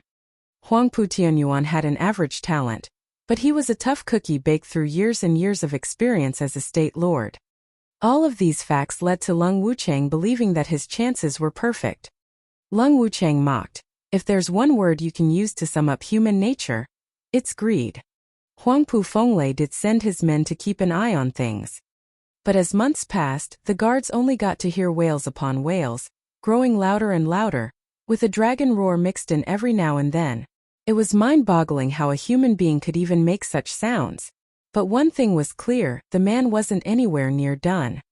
Huangpu Fenglei's mood soured as he counted the days. What's taking him so long to die? Just croak already so I can have a shot. 3 months later, Feng Qiubai's group of 3 came with the emperor's edict to cage Dragon City, urging Regent Estate to deal with Zhuo Fan. Huangpu Fenglei had had enough of waiting and came down to the array. Sir Lung, the emperor has sent the divine dragons saying they'll help us capture Zhuo Fan. Huangpu Fenglei proclaimed his excuse. Following up with his real intention, how is Estate Lord faring? It sounded so innocently caring, but reaching anyone's ears was, is he dead yet? Lung Wuchang snickered inside, just as the wails and dragon roars stopped. Can it be? Lung Wuchang whipped his head on the array. Huangpu Fenglei lit up like a Christmas tree. He rushed to open the array and peer inside. But the bang halted all movements. The engraved array exploded in a shower of colors, revealing a bloody figure gasping for air crawling out. Huangpu Tianyuan. Even his wretched figure couldn't hide the violent power surging out of him. Everyone stood agape and aware of one truth. The man was reborn. As for the limit to his newfound strength, if it was legend-compliant and 9 Dragons' diamond body was invincible, they had no way to know.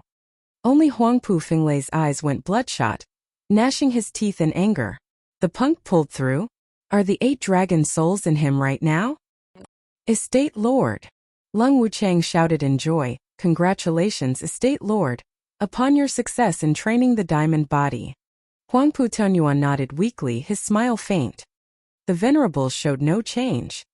Then a sour and insidious voice came, Estate Lord, you have gone over the venerables' council, opened the seal and broke the house's rules. What right do you have to remain its lord? The others nodded. Huangpu Tianyuan's eyes, though, shone like a savage.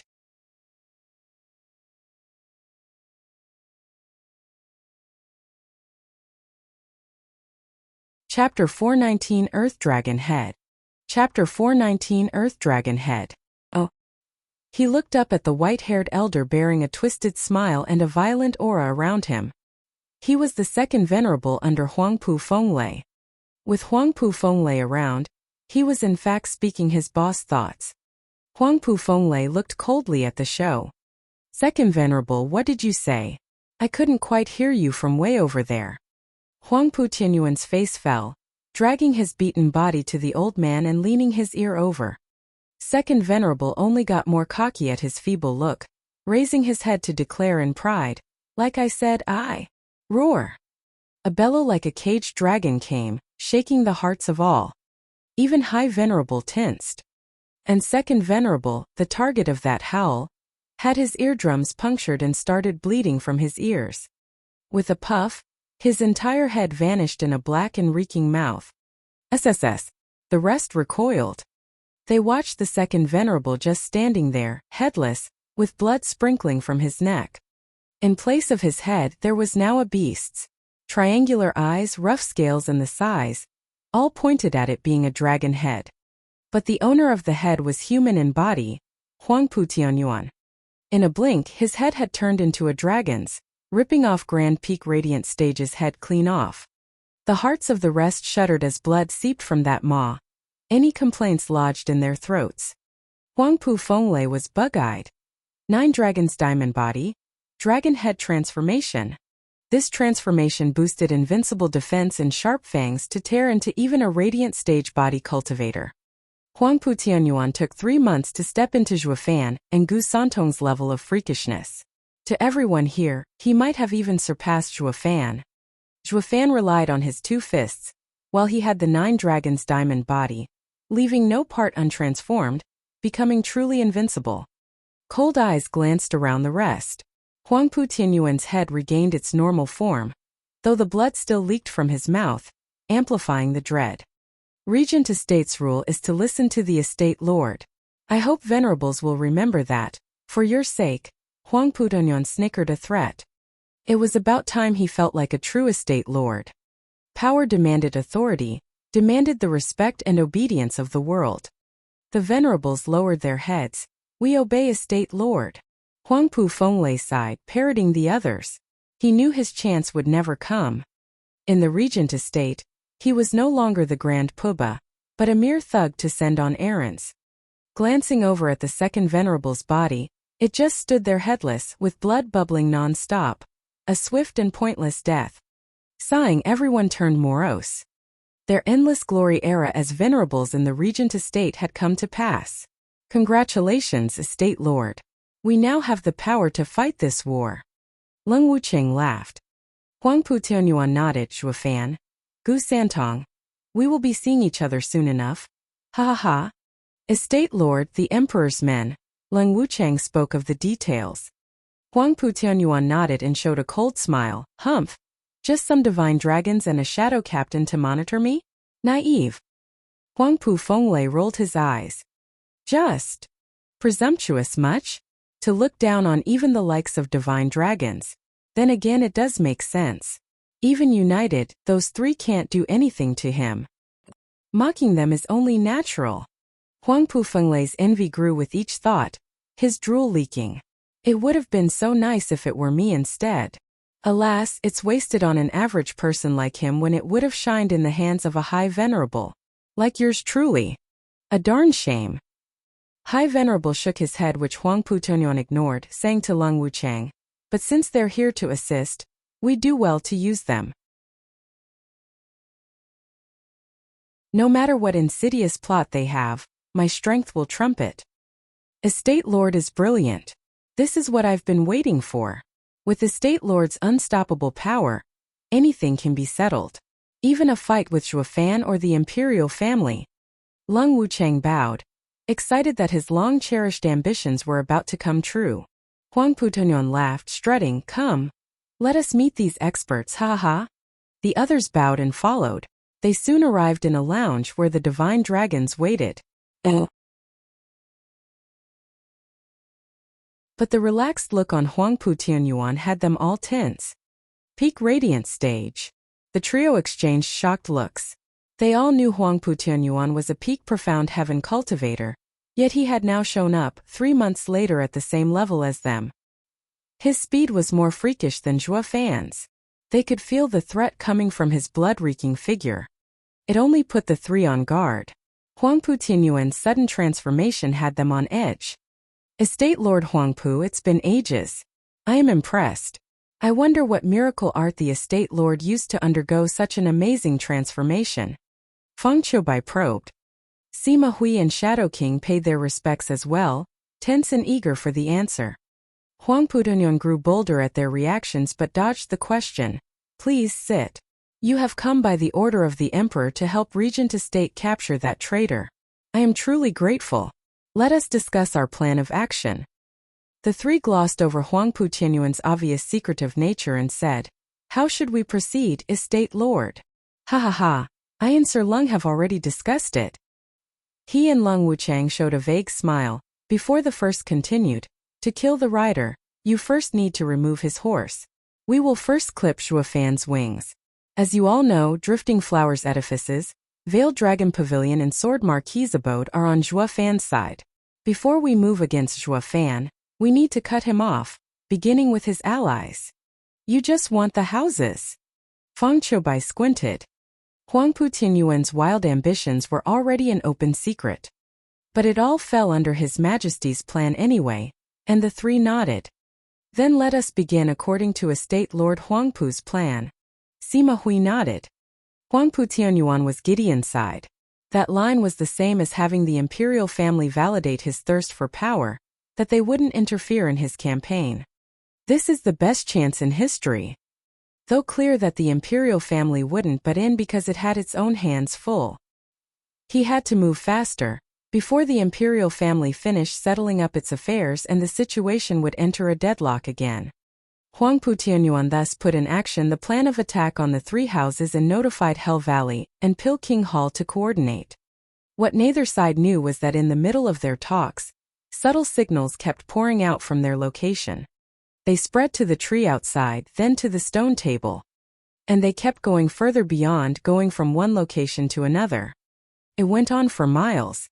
A dozen miles out of Caged Dragon City, In a forest, a figure in black leaned on a huge tree in meditation. When the tree let out a signal as well, the figure opened his eyes and used ascending jade. It flew high in the sky, gone in a blink.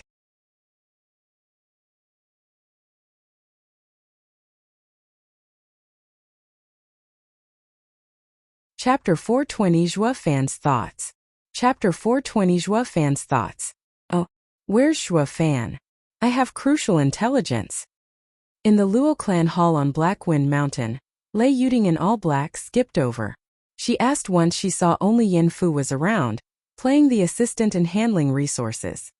Yin Fu pointed at the floor. Go to the bunker. Steward Zhua has been there for the past few days. Thanks. Lei Yuding waved. Yin Fu asked before she got away, Captain Lei, just what intelligence has got you so giddy? Nothing much. Just that the Regent estate is on the move. Not to attack us but our 3 allies. We have more time to prepare. What? Yin Fu shouted, rushing over. Is the information accurate? Let me see. Lei Yuding raised an eyebrow. What's got you in such a tizzy? It's got nothing to do with you. And this is for the steward's eyes first. An assistant has no right to see it. Yin Fu paused and nodded. It was one of Zhua Fan's rules to prevent a leak and maintain secrecy.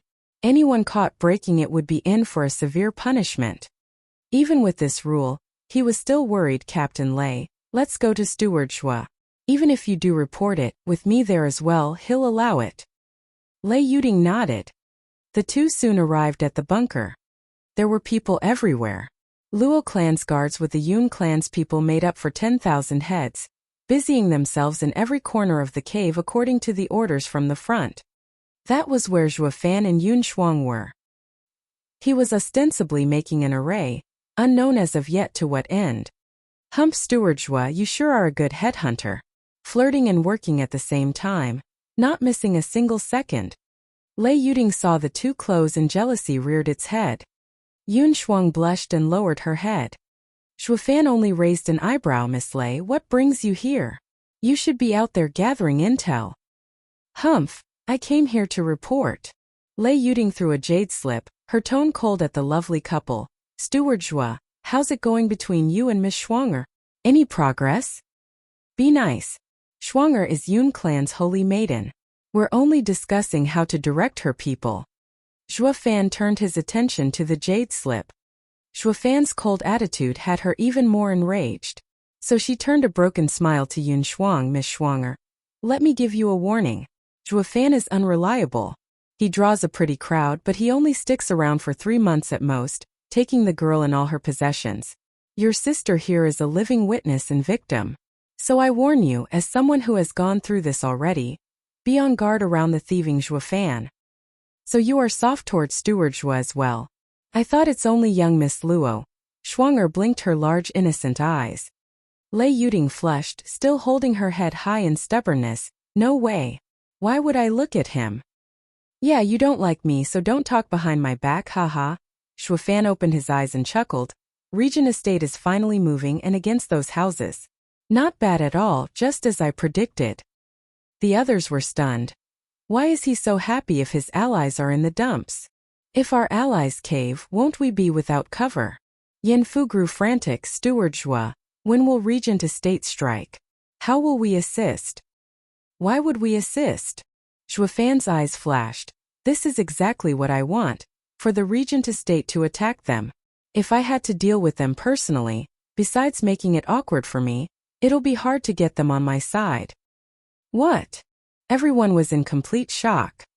Zhua Fan had no intention of repelling the Regent Estate's raid, but was thinking about how to integrate his allies.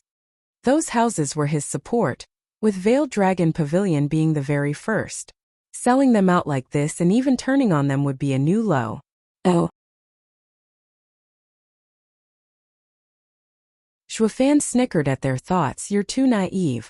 There's no such thing as an everlasting friend in this world. Even if we beat Regent Estate and the rest back and crown ourselves kings, our alliance with the houses would have run its course and we'd have a conflict of interests. They'll look at us as the new Regent Estate.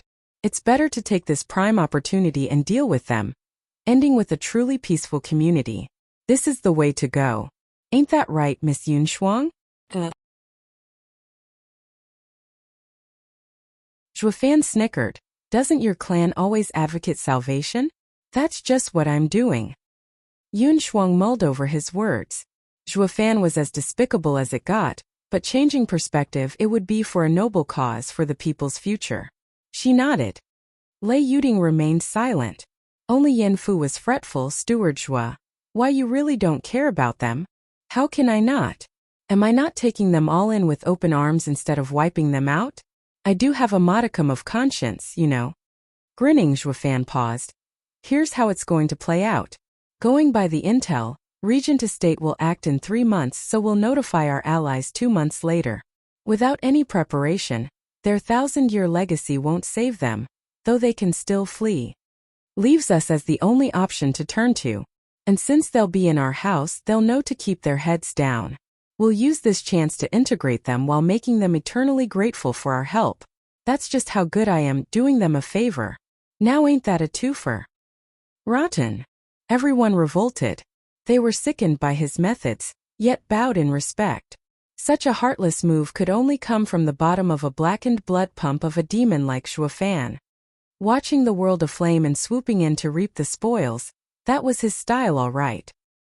He would profit and earn fame, more devious and sly than a fox could ever be. Killing their whole house, yet the victims would be ever grateful? That was only something a conscience-free lowlife scum, who felt no remorse about snuffing out a human life, would do. But this was the only way for the Luo clan to come out as the biggest winner. Though Yanfu was morose after hearing the plan. Zhuofan asked Yanfu, why the long face? With your usual self, you'd never care about the next person. Steward Zhua, could you please save Drifting Flowers edifices? Dandan. Yanfu hesitated. The brat must be head over heels. This thought led him to a more worrying one.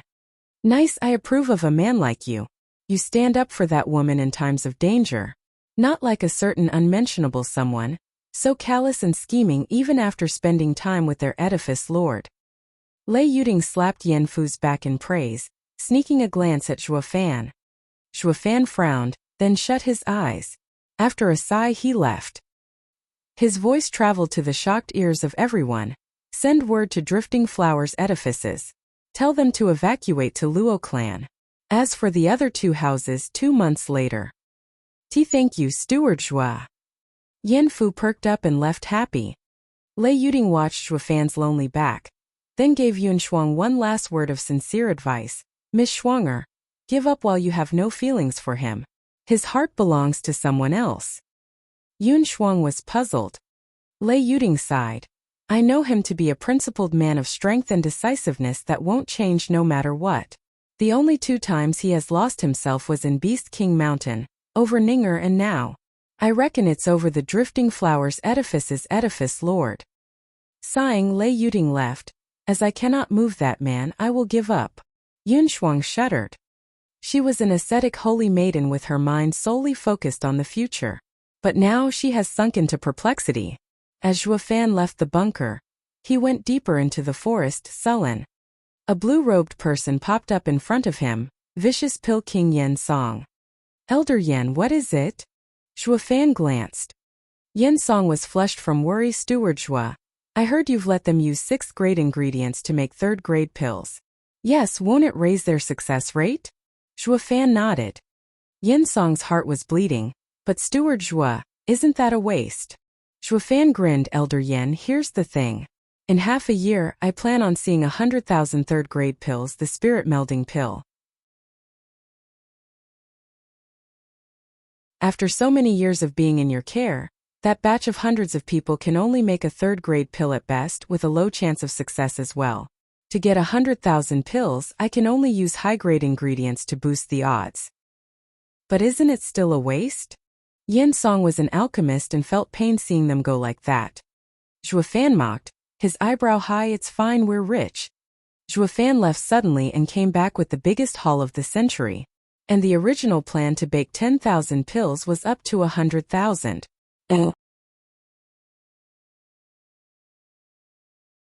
It not only meant more work for them, but it had an even lower chance of success, so Zhuofan compensated with riches.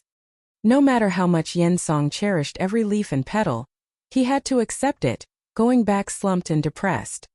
Zhuofan's voice was heard from afar. "Oh, Elder Yen, tell Elder Li and the others to gather. We're leaving for Hell Valley soon. And those profound heaven fakers, have them come as well." Zhuofan's eyes glinted as his mouth curled in a twisted snicker.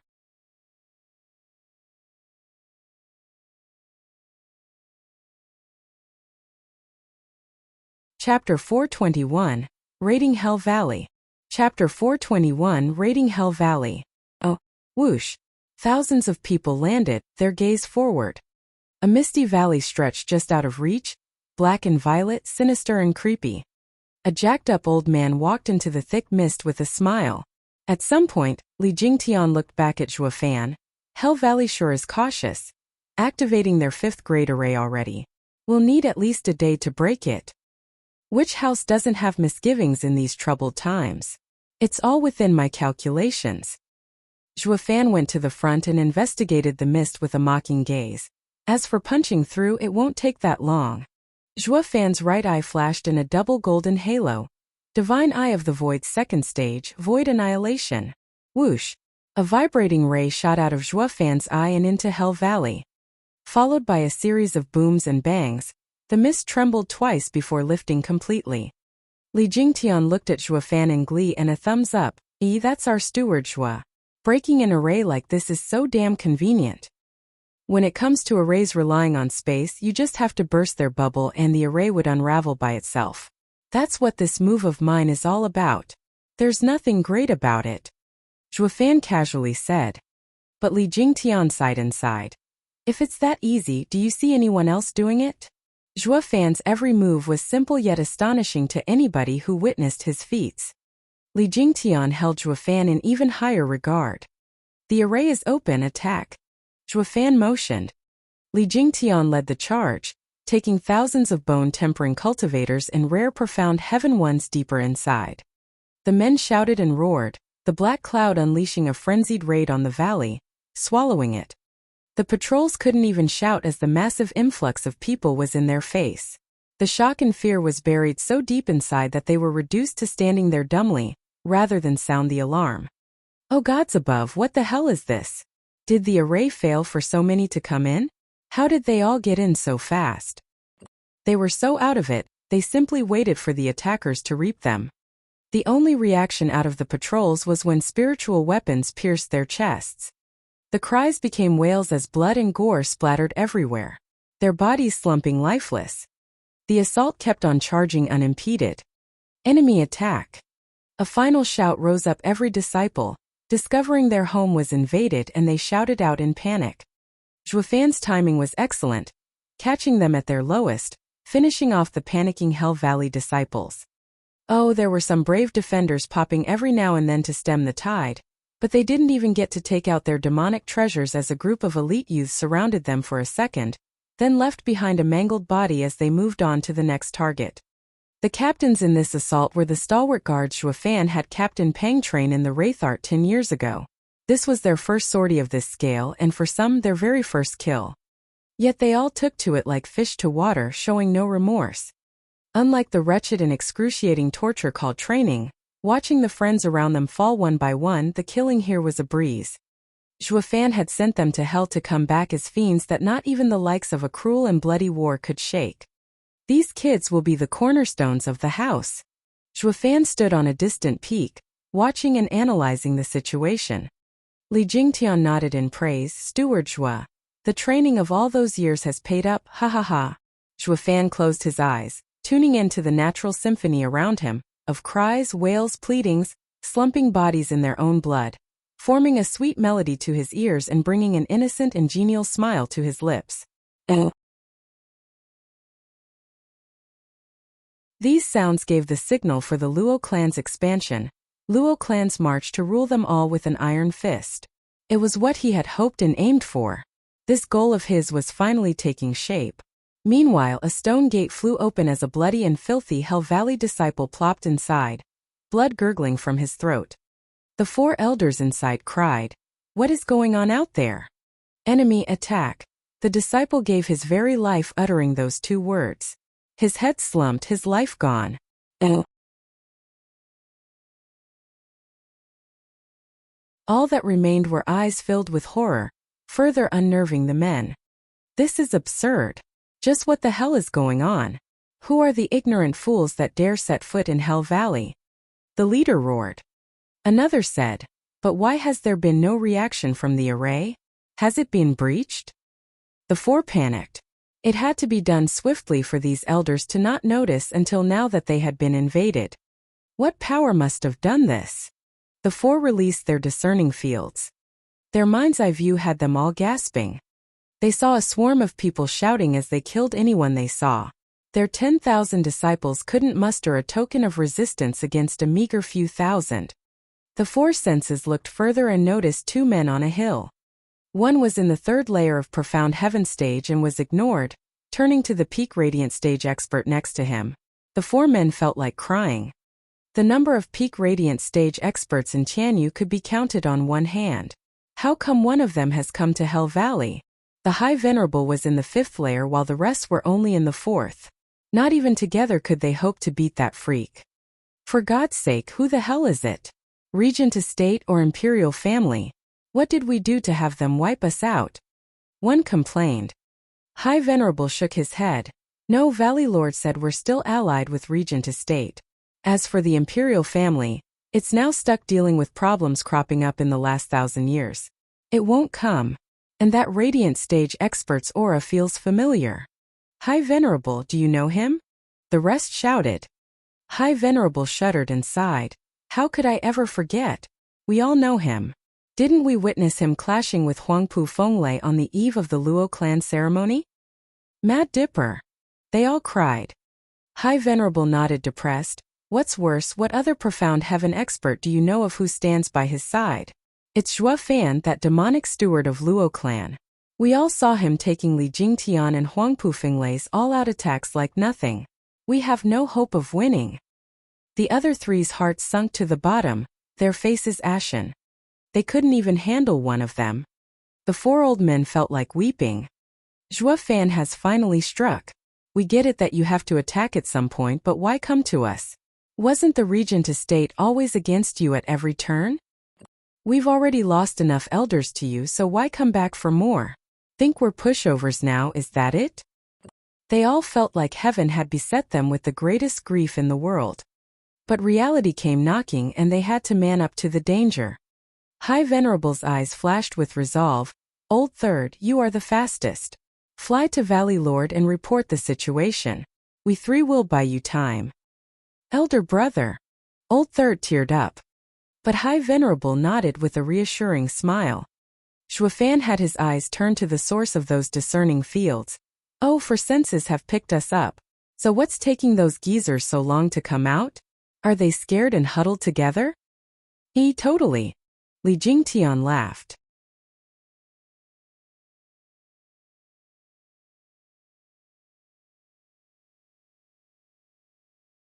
Chapter 422, Singing Another Tune. Chapter 422, Singing Another Tune. Oh, whoosh. 3 figures flashed on the battlefield, ignoring the whales below and going in Zhuo Fan's direction. Zhuo Fan mocked, Humph. Such guts to come at me instead of running. I think they are instead coming here to die. Li Jingtian snickered. The 3 venerables appeared in their sights. They all came with clear thoughts of becoming martyrs while holding the enemy back. But seeing the 2 savages had them shaking still. High Venerable scrutinized them, gulped and found any word lacking in this situation. The other 2 sighed. Scared before even fighting. Now what? Brother, we have to buy the Old Third some time. Recalling his mission, High Venerable took a deep breath and scrounged up the scraps of courage within to shout, Zhuo Fan, you've gone too. Zhuo Fan had no time to indulge in this guy's pedantic style and asked, weren't there 4 senses? Where's the other one? High Venerable's courage got stuck in his throat. Zhuo Fan's haughty and obnoxious attitude, like a big kahuna, lorded over them with such pressure that their heads jerked back. This was called the power gap. They were like first-level spiritual beasts facing a 6th-level spiritual beast, with no chance whatsoever at coming out alive. The 3 threatened to burst out in tears. They were Radiant Stage cultivators, Hell Valley's venerables, but they couldn't even get a worthy death. Li Jingtian cracked up, jarring to their ears. Zhuofan shook his head. Not like one missing person would make a difference. Zhuofan took out a gourd and let bloodworms wiggle out. They looked downright eager to get out of that darkness they had known all their lives, ready to enjoy the big outdoors. Here's the deal. Eat it and you're one of us, becoming Luo clan's elders.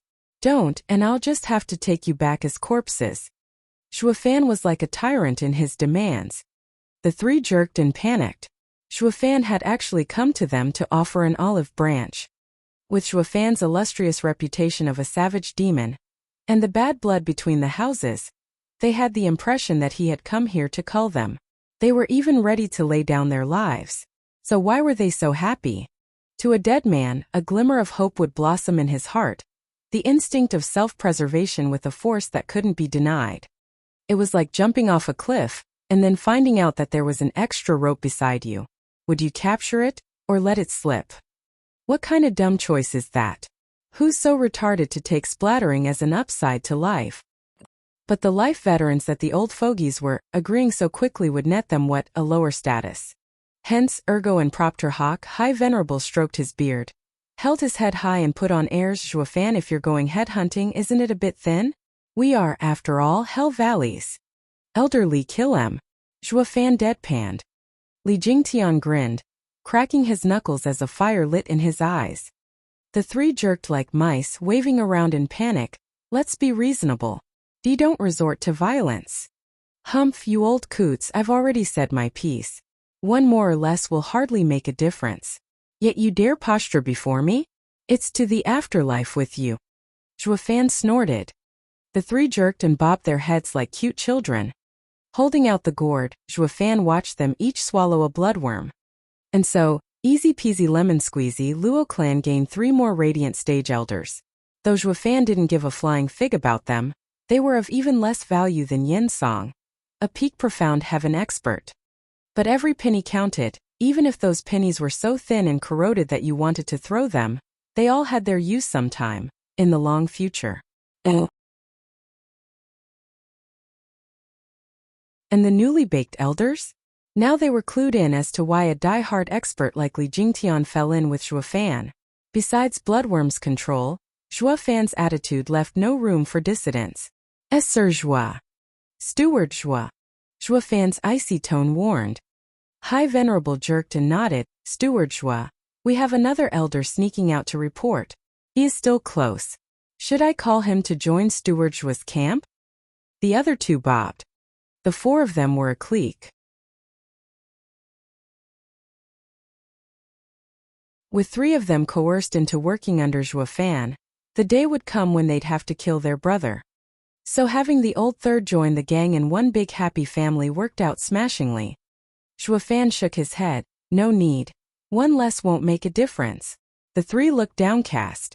Steward Zhua never gave a hoot about us. It was best to play it safe and not get on the young master's nerve. They reckoned not even Li Jingtian could take his punishment if he did, while they would downright breathe their last in the process. Better wag my tail at every order. Luo clan is a den of monsters. We are 3 Radiant Stage experts here. Yet this young master doesn't bat an eye. Tears welled up again. The fond times of being at the top seemed so far away. You 3, the fighting isn't over. Go lend a hand. Zhuofan glanced at the slaughter below and ordered. They shuddered. The fighting was one-sided to begin with, and them going would only speed things up. Zhuofan was having them go for another reason, to make them kill their own disciples. A second ago they were still Hell Valley's venerables, yet in the next moment they were ordered to go kill their own clansmen. It was a little hard to take. Steward Zhua, a man of power, should look after the ones below him. How about I try and get Hell Valley's disciples to join the Luo clan? High Venerable looked on pleading. Li Jingtian nodded. It's not a bad idea, Steward. Kill. Zhuofan snapped. Your status in Luo clan is based solely on merit. With no merit, we'll be off with your head. Luo clan does not raise his pansies. SSS. Zhuofan clearly wanted Hell Valley dead to the last man, dog and weed. If the 3 venerables dragged their feet any longer, they'd soon join the bloody mud. This wasn't as simple as turning coats, but was cutting off any relation with Hell Valley. And these three were demonic cultivators, without shame or remorse. Now that they had grasped a lifeline, would they let it get cut over something as insipid as integrity? The three swooped in without preamble. They had tried their best to plead the kid's case to Zhuo Fan. It's not our fault Zhuo Fan wants us to kill you. Kill brothers. Stand your ground. One tall disciple shouted, waving his sinister saber, pushing back the 5 enemies around. I've already notified the venerables. They will soon provide help. Just hold on. Whoosh. A gray robe appeared before him. The disciple shouted in joy, High Venerable, you're finally. The bright smile froze on his face as his chest gained an extra large breathing room, with blood seeping out. The High Venerable flashed to his next target. Just that this one, who had been holding on for the better part of an hour, froze on his spot as happiness was replaced with doubt. What the hell? Why is the High Venerable attacking us? In this moment of greatest doubt in his life, he lost his life.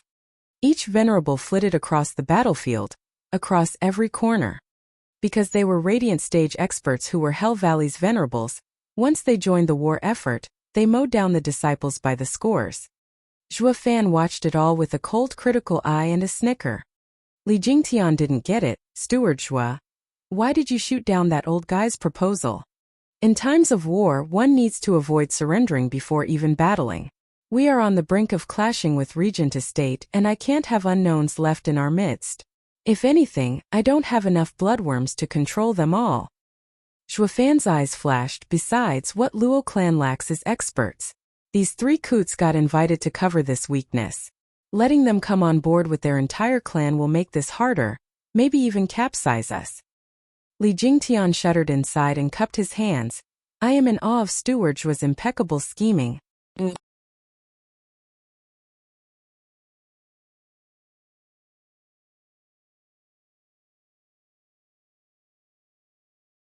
Chapter 423 Slaughter and Desecration. Chapter 423 Slaughter and Desecration. Oh, the raid on Hell Valley ended as quickly as it had begun. Valley Lord Yuanshan and the elders were visiting Regent Estate for the plans on how to deal with Drifting Flowers edifices and the others. Of the 4 venerables guarding the valley, 1 escaped, 3 turned, and the valley now looked like the aftermath of a tornado. Even with a number of 10,000, the disciples couldn't handle the incoming raid of just a few thousands of Luo clan's guards, for more than a few short hours, and were killed to the last one. At the first light of a glorious red dawn, the hellscape of the valley laid bare. The howls halted, the place deserted, with only streams of blood flowing down the mountains, releasing its repugnant stench. And as a true picture of hell, it couldn't do without corpses, lots and lots of them to make a mountain. All strewn about, waiting for anyone to come give them a proper burial. Steward Zhuo, it's done. Li Jingtian glanced below at the genocide and turned a flat face to Zhuo Fan. Zhuo Fan spoke after a pause. Take the bodies back to Luo clan. We can now get on to more serious matters. Getting serious? Taking Hell Valley wasn't serious enough? Li Jingtian asked. Zhuo Fan grinned, ha ha ha. Did you think I'd need so many people to destroy Hell Valley? Us 2 are more than enough. Then Li Jingtian probed. Zhuo Fan said, desecration. SSS. Li Jingtian shuddered and gasped. Steward Zhuo, the dead are to be respected. Is your hatred with Hell Valley running so deep that you need to dig up their ancestors? Ha ha ha, you're jumping too far ahead. I never cared a whit about Hell Valley 9 years ago, and it goes double now. Besides, the most people I've killed came from this house. They should be the one hating me to the bone, not the other way around. Then why? Li Jingtian was lost. Zhuo Fan had a crafty smile. Go do your part while I do mine.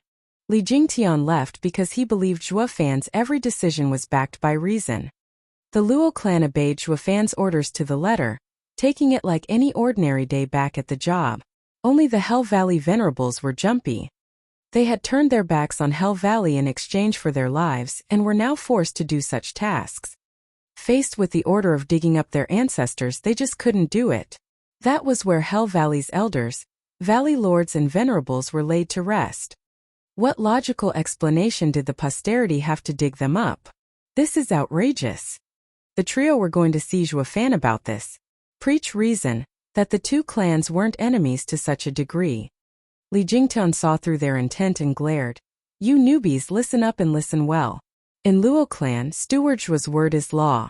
Any complaints you have will be met with a quick trip down under. Li Jingtian flew away. The trio sighed in helplessness, stopping in their tracks. A guest could only play a guest in a host's home. Since Steward wants us to shame our ancestors to get our trust, we're his men. They took this task as Zhuofan's test of loyalty, to have them break all ties with Hell Valley. After flipping over one's granddaddy's tomb, one lost all right to call this place home.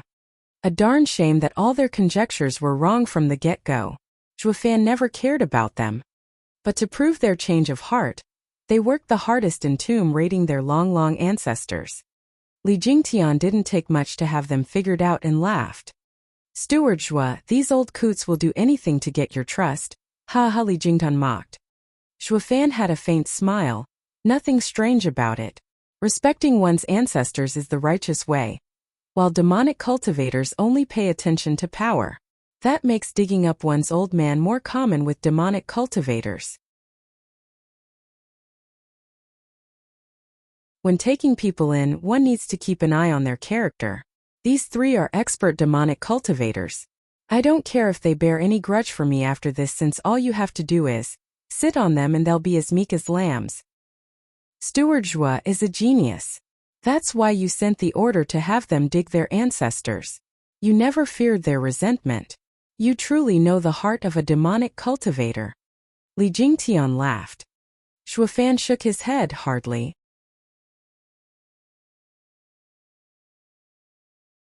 Righteous cultivators aren't any different. Give them enough incentive and they'll do the most menial and nasty thing you ask. Just that they had to always dress it up with fancy justice. Like they do it, ha ha ha. Zhuofan had a strange smile, throwing Li Jingtian off on a loop. Li Jingtian's eyes lit up, having picked up something in the corner. The Luo clan members were digging up Hell Valley's ancestors, everywhere but there. 24 people moved around the place and looked around, not doing much of anything. They were the Emperor bestowed profound heaven fakers. While the rest of the Luo clan was putting their backs into it, they didn't do so much as lift a pebble.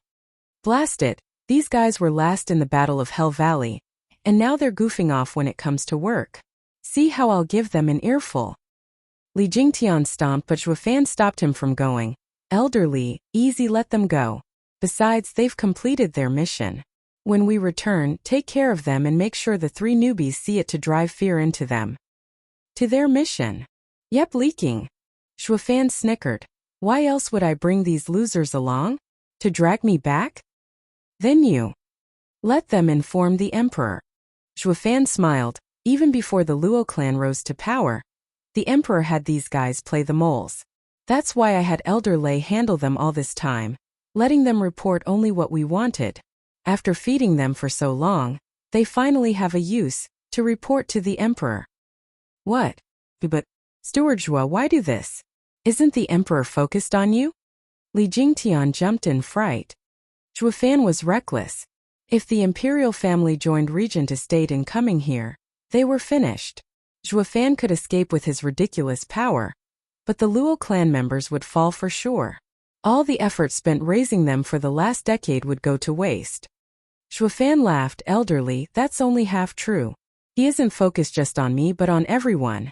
Taking the lone road means everyone in this world is your enemy, be it in the court or outside it.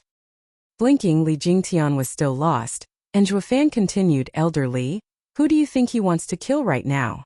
You, of course. He even allowed the 7 houses to use the demon purging decree.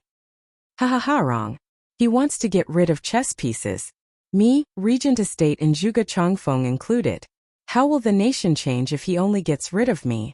Regent Estate will get the houses, becoming the biggest power outside court and a threat to him.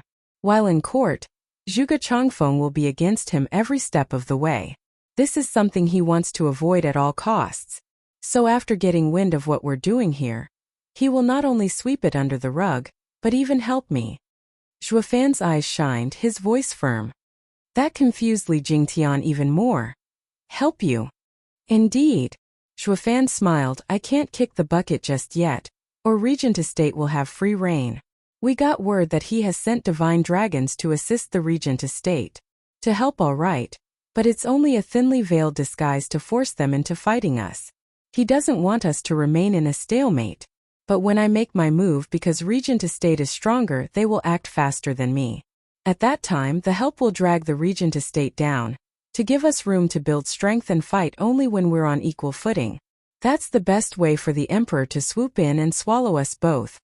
By letting those fools snitch to the Emperor, I am in fact telling him that I've made my move and plan on removing his biggest thorn, the 7 houses.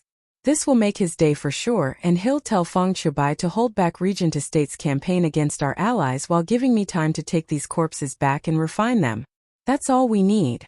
Once we get these bodies ready, no one in Tianyu can stand up to us. It will be ours for the taking, ha ha ha. Cackling, Shuafan's eyes shone with confidence. The Emperor had taken into account every step across the board. But what he overlooked were my killer moves. This will be his downfall. Li Jingtian stared at him befuddled, then exclaimed, Steward Shua, although I am rough and a bore and can't understand a word, I do sense you have victory in sight. That's great. You guys play your schemes as mere games. If I had my own faction, I'd be twisted around your fingers till I breathed my last.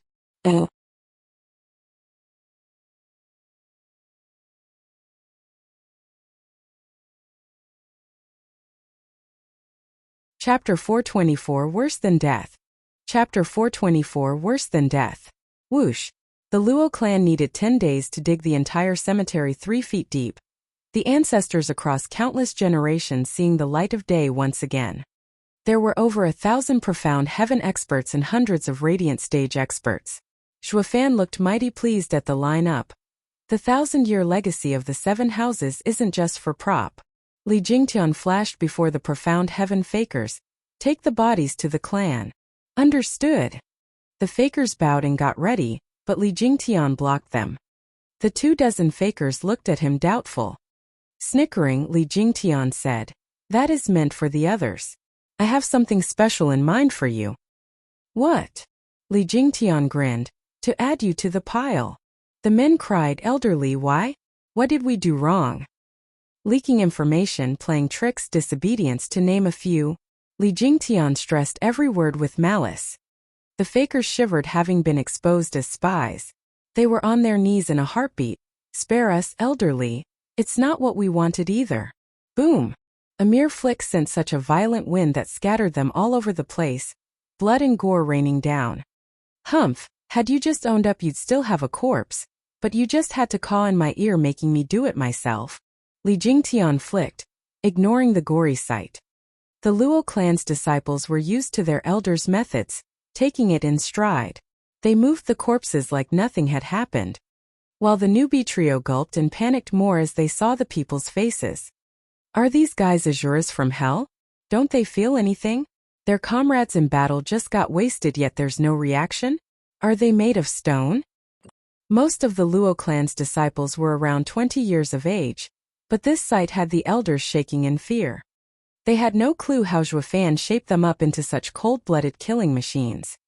Watching the dead faces of the youths filled them with dread. Is this the real Luo clan?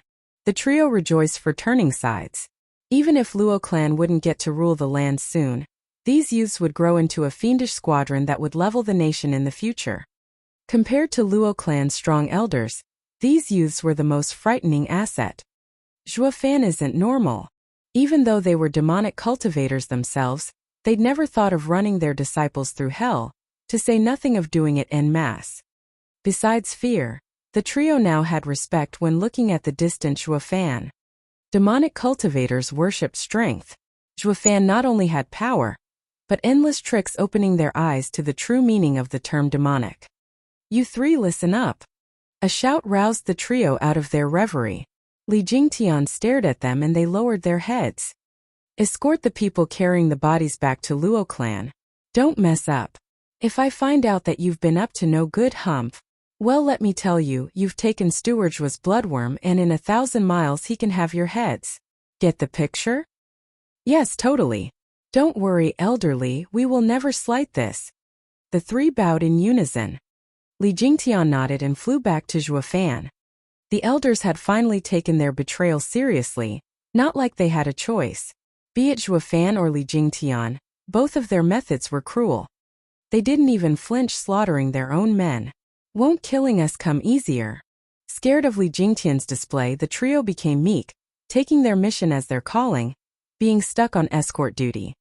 Zhuofan took out a parchment with many lines on it. Hell Valley's domain map and its cities. There were also thousands of red dots on it. Handing it over to Li Jingtian, he said, "Elderly, gather 1,000 swift men and have them dig 3 feet on these spots. Also send word around of our purging of Hell Valley. Have those vassals of theirs crumble in fear." On it. Regardless of doubts, Li Jingtian followed his orders as always. The 1,000-man detachment spread in all directions, sweeping the Hell Valley domain in search of their targets. Zhuofan and Li Jingtian began their own search. Beneath a huge tree they dug up a man-sized clay figure. It looked human yet lacked the feel of one. It also had a natural vibe to it, just like ginseng. Yet this one was in the shape of a human.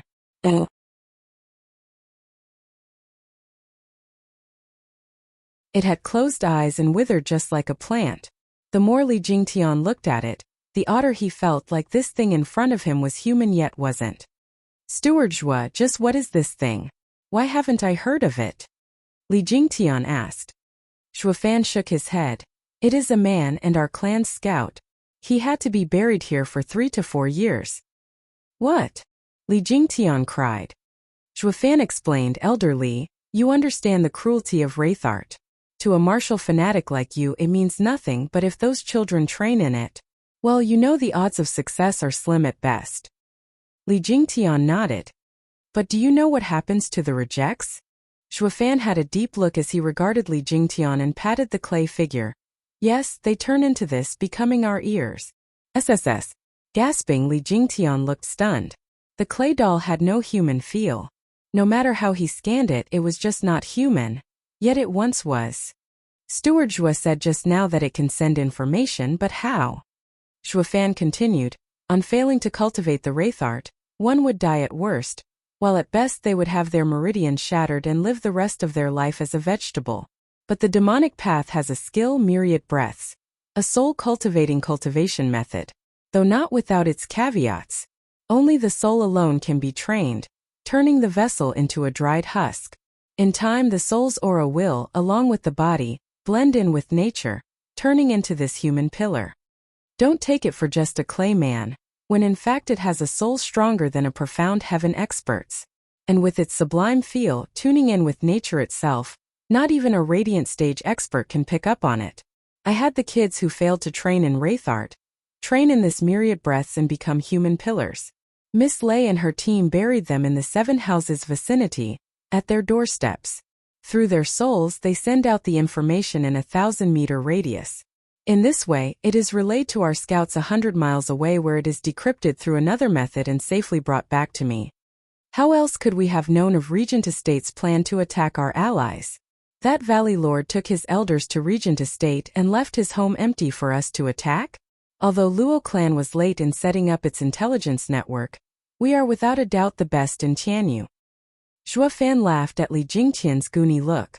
"There is such a magical art in this world? And Steward Zhua used it to gather intel." Looking down at the silent clay man, Li Jingtian sighed. Just who could make such a degenerate cultivation method?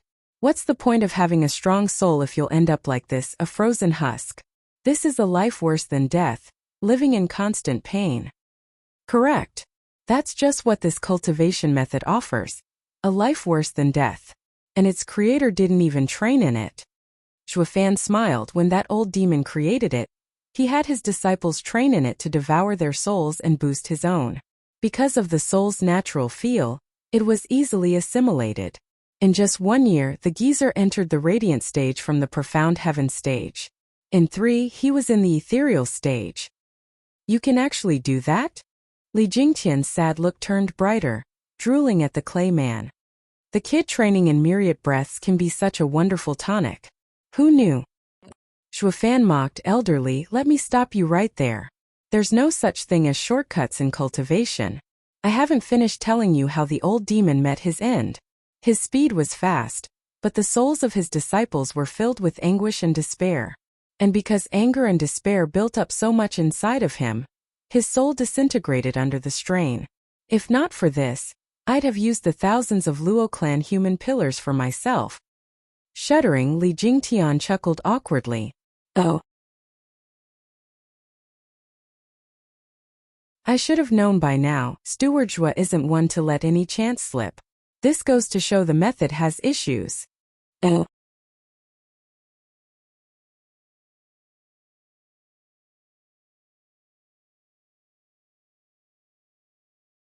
Chapter 425 Fodder is Fodder. Chapter 425 Fodder is Fodder. Oh. Zhuofan took Li Jingtian across the central area of Hell Valley, picking up human pillars and spreading rumors of Hell Valley's destruction at the hands of the Luo clan.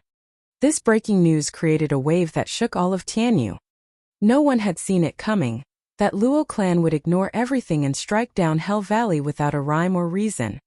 Any Tianyu citizen worth his salt knew that the 7 houses and imperial family were in a balance, and that the imperial family would never allow for another house war to break out.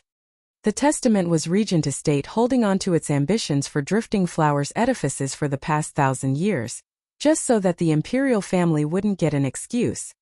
But Luo clan, in all its insufferable boldness, had ruined everything. It tore its confinement, lashed in the face of the people, and ripped Hell Valley off the face of this world. It was not just a petty house squabble either, but a show of force to the emperor. All clans had now turned their gazes to the emperor, waiting for his response. They were also praising Zhuofan's powder keg-like temper, thinking that lashing out at the emperor wasn't bad enough for him to go ahead and drag his clan down with him as well. This was a hefty crime deserving of total annihilation. In the face of the new house's rebellion, the people were looking forward to the emperor's response. But the average citizen had no clue how the big bosses above him were clashing, that every faction was looking at this development with eagerness. The emperor was the most excited, who should be laughing his heart out right about now. Ha ha ha. The emperor was having the time of his life reading the latest report. I didn't help him all these years for nothing after all. He finally showed himself, and not with half measures, but while striking Hell Valley off the map. He didn't even spare their ancestors' graves. Ha ha ha. Your Majesty, desecration may be a bit excessive here. Even I have to disagree with this. Dugu Zhantian at his right nodded in anger. I get the feeling that the kid is a real man sometimes, while also a degenerate rest of the time. It's all fine. All I wanted was for him to make his move. He can do anything else for all I care. The more revolting his actions, the better. It will help me a lot when going against the houses. They'll have no way to use the excuse of rewarding my loyal officials with the axe. How can you cherish someone who does crimes against humanity? The emperor revealed a twisted smile. Dugu Zhantian nodded. The setting the emperor had laid out was cunning and vile, unlike his candid nature as a god of war. But for the safety of the people, on eliminating these variables, he would fall in line and obey the orders. Your Majesty, when will I act? No rush, let them squirm around a little longer. The emperor sighed, however. I do need to show the people my stance. The emperor yelled at the servants at the door. Draft my orders. The 8th Nobel House, Wingay City's Luo clan, is accused of manslaughter and desecration, of most heinous crimes. By my order, the clans are to root out this evil and bring me their head. The reward shall be the title of noble house. Understood. The servant left. Dugu Zhantian's face twitched and he sighed inside. Your Majesty, that right there is pure rubbish. If it were that easy to get Zhuofan's head, he'd have taken it ages ago. Though the edict still had its perks, giving Dugu's army the righteous reason to purge him. While the Luo clan and Regent Estate would be duking it out, Dugu army would swoop in to obliterate the former, only to destroy them all. The emperor was aiming for this, but thinking of his godson, Dugu Zhantian's heart couldn't bear it. Meanwhile, Yu Ming was at the second prince's new house, waiting on Valley Lord's orders. Second prince stormed into the room. Something huge has just happened, Sir Yu Ming. Second prince, easy. There's a solution to everything if you keep your calm. Yu Ming waved. Second prince paused to cool his jets, and bowed. Sir Yu Ming, you are truly cut from a different cloth. You have my complete admiration. I have always been on edge and can't calm down. But I still need Sir's help in the future. Second prince is too kind.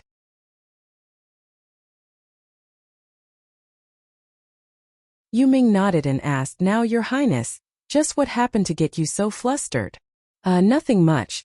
Just that Zhuofan raised Hell Valley. What? Yu Ming was outraged. Did you say? Where's the report? Here. Second prince took out the paper from his sleeve. Sir Yu Ming is so open-minded, tranquil in the face of anything. Even as your own home lays in ruins, you don't bat an eyelid. I am truly amazed. God damn it, why so long-winded?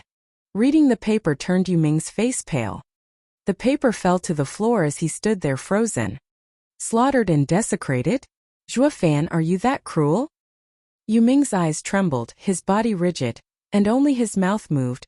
Zhuofan, you rotten lowlife. He forced me. Sir Yu Ming, is everything all right? Second prince asked. Sighing, Yu Ming resumed calmly and said, Your Highness, I have some matters to attend to. I will be gone for a few months. Please don't act rashly in my absence. Goodbye. Yu Ming left right away with hurried steps, his eyes flashing. He had to plan his escape carefully. Only the second prince was left behind hanging and speechless. At the same time, in a valley 100 miles away from Drifting Flower City, many experts were gathered, even the heads of many powerful clans. Bam! Yu Wanshan slammed the jade slip into the ground. This is outrageous, Zhuofan. I will have you ripped to pieces. What happened, Valley Lord Yu? Huangpu Tianyuan asked. Yu Wanshan panted and cupped his hands, for the first time ever, tears trailing down his face. Estate Lord Huangpu, you are the head of houses. You must give Hell Valley justice. I just got word from the third venerable that Zhuofan along with Li Jingtian has raided Hell Valley. The other 3 venerables fought back, but I fear they have fallen as well. Please, Estate Lord Huangpu, send your men to assist. What? Huangpu Tianyuan was stunned. We haven't even begun our attack on Drifting Flowers edifices, and yet he struck Hell Valley. Yu Wanshan gave a mournful nod. The Hell Valley's elders were enraged, turning to Huangpu Tianyuan with expectant looks. They all looked on with hope that their boss would give his support. Huangpu Tianyuan only stroked his beard. Sir Lung, what do you think? Hell Valley is our ally. Valley Lord Yu is our close friend. Of course we'd go out on a limb to help him. Lung Wuchang shouted. Hell Valley's contingent perked up, looking at him with gratitude. Huangpu Tianyuan looked at him dazed though. Since when did the shrewd Sir Lung turn righteous? But Lung Wuchang showed his true color soon enough. Be that as it may. Lung Wuchang sighed. Zhuofan's treachery knows no bounds. Going without a plan will like playing into his hand. We have to avoid that. Valley Lord Yu, rest assured we will avenge your home. But we are now on the eve of striking Drifting Flowers City. We must first handle Drifting Flowers edifices. Huangpu Tianyuan nodded. Drifting Flowers edifices is in cahoots with Zhuofan. Taking them out will soothe Valley Lord Yu's anger. Everyone nodded. Pill King Hall and Mary Woods enjoyed the show, sneering all the time at Hell Valley. Yu Wanshan was fuming, his face red. He flipped around and shouted, Sir Fong, you are His Majesty's reinforcements to quell Zhuofan. That wretched servant is running amok in Hell Valley, and you are just going to do nothing? Zhuofan's mind is a maze and his actions a mystery. Sir Lung is right. We need to take it one step at a time. First comes Drifting Flowers edifices, sweeping clean all places he might turn to when he is desperate. Then we will go after him when he has no place to hide. Valley Lord Yu, you don't need to worry. Feng Qiubai spoke. He had long since received the Emperor's order to have Zhuofan and Regent Estate mind their own business for a while longer. Of course he'd drag this out as well instead of pitting the two ahead of schedule. As for the fate of cannon fodder dubbed Hell Valley, Neither cared a whit. Fodder was fodder. They'd all die sooner or later. The hegemony for the world would ultimately come down between Zhuo Fan and Regent Estate. The rest couldn't affect it one damn bit. Yu Wanshan saw the open taunts and his anger reached boiling point, yet he was unable to do a thing.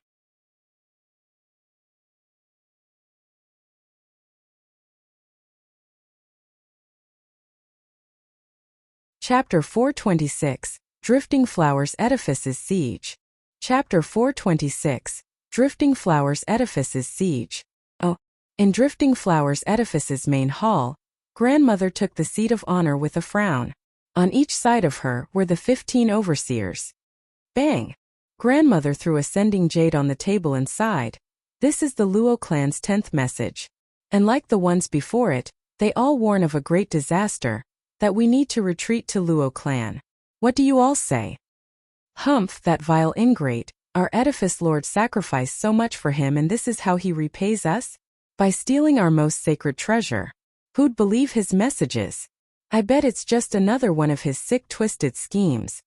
Peony Overseer was the first to show a negative attitude, her anger having reached a boiling point. Iris Overseer nodded after a pause, yet the frown never left her. Nevertheless, even with Zhuofan's insidious mind putting us on guard on every one of his actions, it's better to believe the worst than be skeptical and suffer because of it later. Taking up arms won't harm us in the least. I have already activated our defenses, for any eventuality. Grandmother nodded. As for the credibility of these jades, it remains to be seen. Boom! A rumbling sound came from outside, rattling their ears. All overseers looked on in shock. Grandmother shook and turned downcast. Xiao Dandan burst in as fast as her legs could carry her. Oh God, enemy attack! Dandan, speak clearly. Peony Overseer said. Xiao Dandan gasped a few times. Drifting Flower City's guarding array is under attack. Senior sisters are now inside to defend it. What do we do, grandmother, master? We're really under attack. The overseers were incredulous, turning to the jade slip with regret. Zhuofan meant nothing more than to simply inform them by sending those messages. Grandmother. The 15 pairs of eyes turned to her. She was feeling as much regret as the next woman there. But she couldn't let it show. As the leader, everyone believed her words were always right even when wrong. Any doubt would cripple their morale, and the battle would be half lost from the start. Grandmother flashed her eyes with steel determination, conveying confidence in this great crisis, confidence she didn't have. Iris asked the 3 venerables to come. Peony, send jade slips to our allies for help. The rest of you follow me to meet the enemy. Let's see which bastards dare challenge Drifting Flowers edifices. Grandmother hammered her staff as she made her way forward with dignity and strength. The others regained their calm and flew out of Drifting Flower City. Iris and Peony set about their tasks. Only Xiao Dandan was left there pouting. Didn't he tell us again and again that this'll happen? Now even if you do believe him, we are cut off and can't run. Dandan, what are you mumbling? Who taught you to talk of your betters behind their back? Peony Overseer glared. Xiao Dandan retorted, what talking back? It's the truth. We got a clear warning for 3 months that this was going to come. You know nothing. Peony Overseer barked. Don't you know who Zhuofan is? He even stole Bodhi root from us. How can we trust him? How can we be sure it's not another trick? But it was Yen Fu who told me. He'd never lie to me. Xiao Dandan was stubborn. Peony Overseer shook her head, you brat. Yen Fu was never good to begin with. Now that he's with Zhuofan, he's even worse. No matter how sincere, he needs to first prove that Zhuofan had nothing to do with it, that it wasn't false.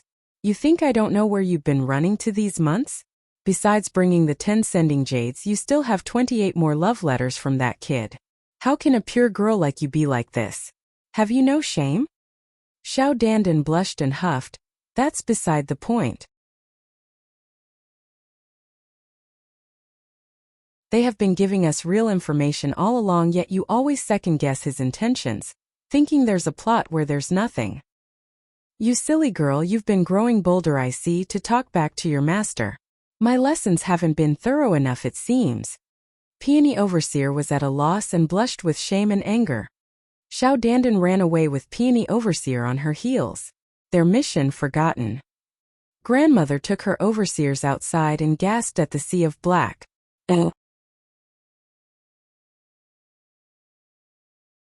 Leading the army were Hell Valley, Marywood's and Pill King Hall's lords.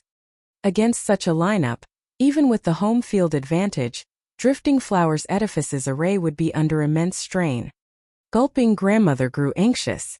The overseers were scared out of their minds, shaking all over. Yuanshan's side laughed. Grandmother, we three vow to take Drifting Flowers' edifices. Surrender now, cease these needless hostilities and there won't be casualties. Yuanshan held his head high. Grandmother squinted. Valley Lord Yu, what's the meaning of this? Have you forgotten Tianyu's laws? The 7 houses are banned from engaging in civil war. Marching towards Drifting Flowers' edifices with such fanfare. His Majesty will hear of this and will exact punishment. Grandmother's speech was full of dignity and logic. But Yuanshan laughed harder, his mocking gaze thicker. Old hag, why else would we be here in the first place? It's all by His Majesty's leave. Yuanshan shouted.